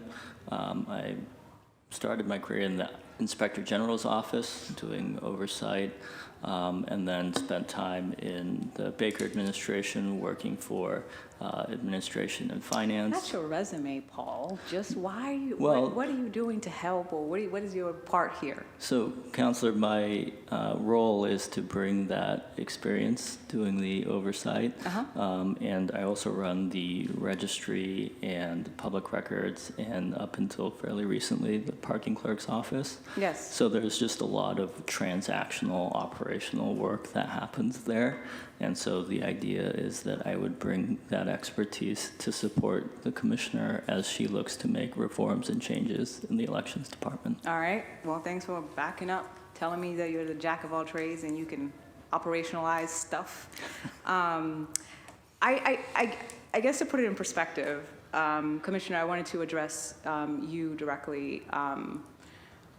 We're not friends. I don't know you that well, but I've watched you over the last, few years here, and I've watched these hearings. It must be hard sitting there as a Black woman in leadership with Adam next to you. Adam's not easy. Just watching you when you're answering questions, going through this job. Sabina, who has a lot of experience being in your field, but you have commanded this role and you've done an excellent job. And to sit here and to answer our questions and repeat yourself again and again and again, whew, that's tough. And I just wanted to commend you for your grace and your class to be able to put up with us, because honestly, some of these questions are silly, some of the questions are great, and some of them are just really repetitive. And for you to go through this process, you've built your career. I looked it up. I looked you up. You built your career. You've worked here for a very long time, over 20 years or something like that. To get to where you are, you know your stuff. You sit there with your small accent, very educated, extremely bright, and you do it with class. I just wanted to applaud you for that, because it can't be easy, and it needs to be called out.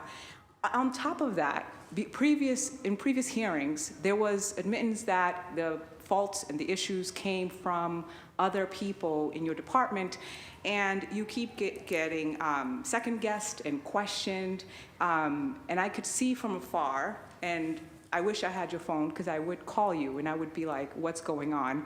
I could see the second guessing, and I could see all of the different questions just pointing at you when you've done your job brilliantly. So I just want to say that we should really be focusing on the operations. Sabino, you've always been very kind and very professional in your job, and whatever, people make mistakes, we all make mistakes.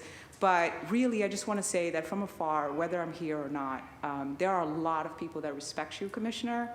There are a lot of people who are rooting for you and will support you. This is a very tough city, a mayor-strong city. So let's see how this thing plays out. A lot of people are very interested, and a lot of people are supporting you. I know that in theory, operationalizing, which already has taken place, you've done an amazing job, but then you can only work with the resources that you've been given. I looked at that too. I looked at the budget. I looked at what's going on in terms of what you're allowed and what you're not allowed. And it would seem that we can ask you 1,000 questions, but we are not talking about whether or not you are actually supported, you are actually respected. So my question, I guess, is, does the mayor sit with you? You're a commissioner of a department. Does the mayor sit with you? Do you have to go through Adam and Sabina and other men in the city before you get to the mayor? How does this work? And how's it been for you? And do you feel supported to get there? Tell me, what would be your ideal resource and help that you need to feel supported as a woman in charge? Thank you, Counselor. I appreciate that. I would say I've been working collaboratively with folks in the administration, with Paul as well, to ensure that we have successful elections. Again, yes, this was No one wants to fail, no one wants to fail publicly, but we are going to take it in stride, and we're going to demonstrate to everyone why we are the Boston Election Department and why we are the best election department across the state and across the country. And if that means that we need to look at some of our current processes and procedures, I welcome that, because one thing I do know is that I love this job. That's why I'm still here. That's why I'm still sitting in this role. I am passionate about democracy and making sure that every voter has the access to vote. So I am just focused right now at making sure that we implement whatever we need to implement so that going forward, this does not happen ever again. This is the second time, and let it be the last time, because we are actually going to take whatever came from the order, whatever comes from the elections group, and we're actually going to implement them, and we're going to put the things on the ground that we need to ensure that this does not happen again. Thank you. Thank you. Thank you so much for your work. Again, District 7 absolutely loves you. There were some kinks in Fenway and South End, but they support you and absolutely feel like you've been receptive. And District 7 loves you, Sabino. But maybe it's because you've just been there for a long time. No, just kidding. So everybody loves Sabino. So I feel like, you know, I don't have like particularly other questions other than saying like, I hope that you are receiving all the help and resources, all of you, that you need in order to do that. And I'm not sure that sitting here questioning, you know, whether or not someone else is, like, you have to go through someone else to question your leadership or your ability is the right tone or appropriate. So I apologize on behalf of the council for that. And I just hope that you are supported. And I have all the confidence that you are going to do an amazing job, and we're going to get through this. Thank you, Councilor. Thank you. Thank you, Councilor Fernandez Anderson. Okay, so now we are in a third round. If there are any additional questions, my colleagues have 4 minutes. Councilor Murphy, you have the floor. So I didn't bring this up earlier, but I do just want to acknowledge that a 17F that we did file, Councilor Flynn and myself with several questions, was answered yesterday. I know it was late, very late, but those answers did come back, so that was helpful. Will, thinking about the last round of questions about all hands on deck, obviously addressing when you come in front of us for the budget, you're already preparing us knowing that there may be a need to expand to the actual, you know, employees in your department, but knowing that we're going to be leaning on many other city employees. And we mentioned how fire, you know, police and others will be there from the beginning, not just called in when needed. Thinking about their compensation, right? Is this something you think, maybe Paul or Adam, legally, do you think it's something we should look at their contracts? I know like police know in their contract if it's all call up because of, you know, a Celtics parade, or there's, you know, anticipation.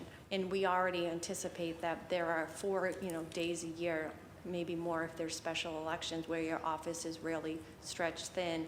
So how do we compensate? Because are they offered to not have to work? Like, are they required to work? And if they are, and like I said last time, I think it's best to use all of our employees in the election department, because they're there day in and day out, and they're the experts, and it's much easier to have them on hand than having to train people who are very willing and competent employees, but they may not, you know, they obviously don't know the ins and outs. So that question specifically is, are all of the election department employees expected always to work all day from when polls open to when polls close?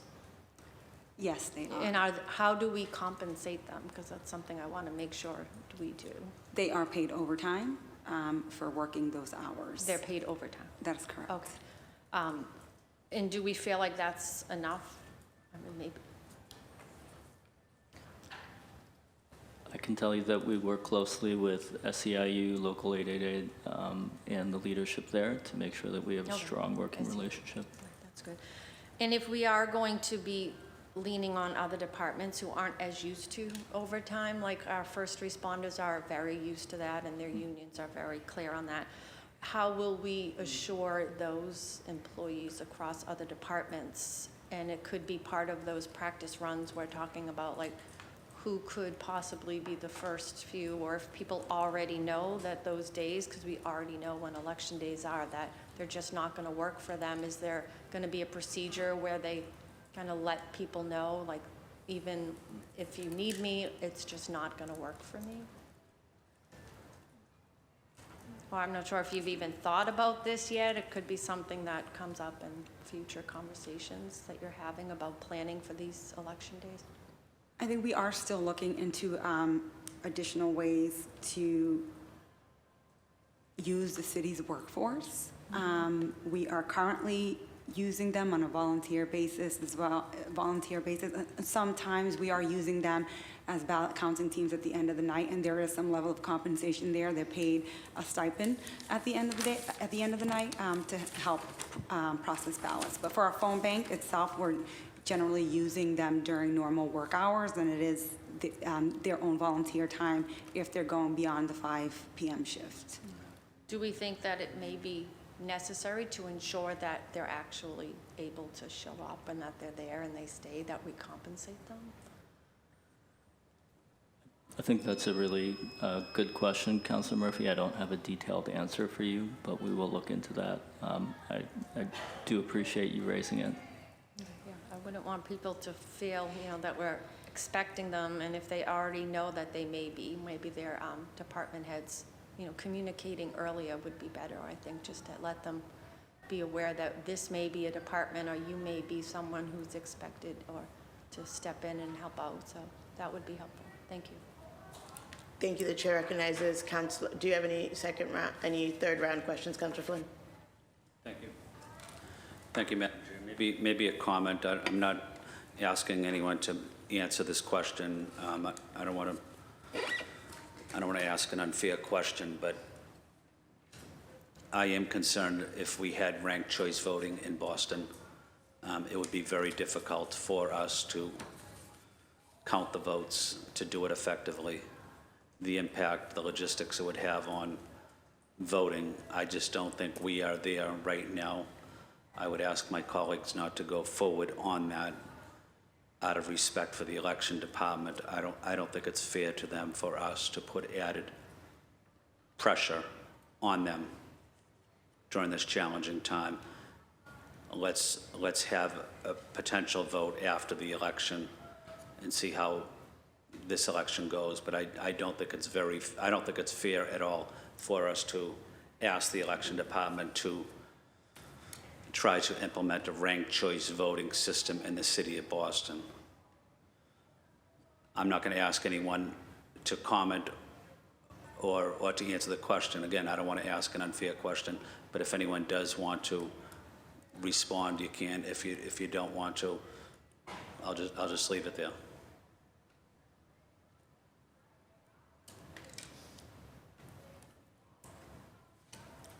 Okay, thank you. Did you have any additional questions, Councilor Flynn? No, Madam Chair. No? Okay, thank you. And as the person who is very proudly filing and sponsoring the ranked choice voting petition, just want to say that there's a process and there would be built-in time because of the process, so it wouldn't be a magic turn on, turn off. So very excited to be working in coalition with my colleagues and so many at Ranked Choice Boston and so many around the city to advance this. Councilor Braden, do you have any third round questions? I have a couple of things. Okay, yeah, 4 minutes. 4 minutes. Some folks who were wardens were in touch with me. They were in JP or somewhere else, and they were in sheer desperation. They called me, and I called somebody else. So it was that. When you have a call into control to ask for some, they have to log. Hourly log on each warden is asked to do an hourly log on any calls they've made and the reason for the call. Do you have you done any analysis on the logs that wardens were writing in about what was going wrong or what was happening? So you've got any sort of insights into where the snafus were, and have you analysed the logs? Yes, we have. And what was the conclusions of that? Did you draw any conclusions, like what was there, one particular, two particular? I think the communications issues are obviously very clear, but were there any other issues that were apparent? I think the issue itself was apparent, was all the logs logged that they were having machine issues or ballot issues and called into the department, and we were not able to support the phones. Yes, I think it's the phone issues, the communication pieces. This is a quote from somebody who was a warden. One of the primary issues with the night was that people answering the phones did not believe or trust that what the poll workers were saying. That is, if they answered the phone at all. And the reason I was getting frantic calls from people, God knows why, was because they needed help, they needed assistance, but there was nobody answering the phone. And it's not that there was nobody answering the phones were very busy, because as you said, there were 16,000 calls that day, and that's a lot to handle. We didn't have the capacity. So in terms of any specific, have you identified any specific remedies for the fact that handling such a huge volume of calls in the next cycle? That is something that we are looking into, and we are looking into various options and leveraging other city resources to field some of those phone calls or to just incorporate into our communications plan. But again, that is something that we are still exploring all of our options on. Let's see what else. Precincts. I think I've asked all my questions. Thank you. You sure? Oh yeah, don't let me be here too long. I'll come up on another one. Thank you. Thank you, Councilor Braden. Councilor Anderson, do you have any any questions? Thank you, Madam President. I think Council Flynn brought up a point that I am curious about. I don't like ranked choice because I don't like it in districts. I agree with it at large, but not in districts. But I wanted to know, what would that be like an added burden? Like, what would that look like? Have you guys thought about that at all? Any anticipated like added burden, or would it just be like counting? I think should the time come that we have to implement early voting, this department will be prepared, not early voting, sorry, ranked choice voting, and we will be prepared to administer ranked choice voting. Okay. That's it for me. Thank you. Thank you. Any final questions, closing remarks from anyone? Good? Good. Thank you.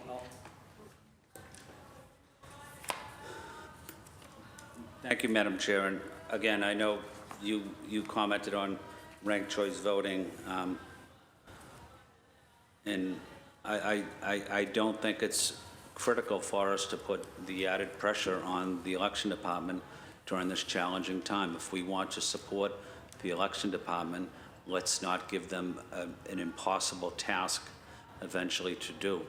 If we want to support them, let's support them with the training, the resources, with the personnel, with the funding, with the logistic support, but making a major change to the City of Boston election department and how people vote will be very confusing and very unfair to the residents of Boston and to the election department. Thank you. Thank you. Councilor Braden? Councilor Braden. Just wanted to very briefly say thank you again. As you know, there are so many, in other parts of the United States, there's a very aggressive approach to try and disenfranchise people. And I really feel that that is not consistent. That's not what we do here. We try and work to improve access to the ballot box and strengthen our democracy. And this is incredibly important work, and thank you. And let us know if we can be of any assistance. Like, as councillors, that's what we're here for. And if we need to advocate for more resources, then let us know, because we can't help if we don't know what there's a problem. Thank you. Thank you. You're good, Councilor Murphy? Okay. I just want to say thank you so much. I think all of you understand the gravity of the situation, right? This past weekend, we just marked Dr. King's march from Roxbury to Boston Common, and a big theme of what he cared about was voting rights, making sure that people have access to the ballot. And I know you all care about it so deeply, and I know that you all think about, if you could have a magic wand and redo election night, you would, so that this wouldn't happen. And it's the gravity of the situation, the importance of people accessing democracy is completely, it's a big priority of ours, which is why this council advocated again for increased funding, and we're happy to see that happen, and we will continue to do so, whether it's through the winner-takes-all method of voting that we have now, or through ranked choice voting, that's 62% of Bostonian support. We know that you are capable, we know that you are able, and we do stand really ready to support you with anything that you may need. Thank you so much for being here. The hearing on docket number 0585 is adjourned.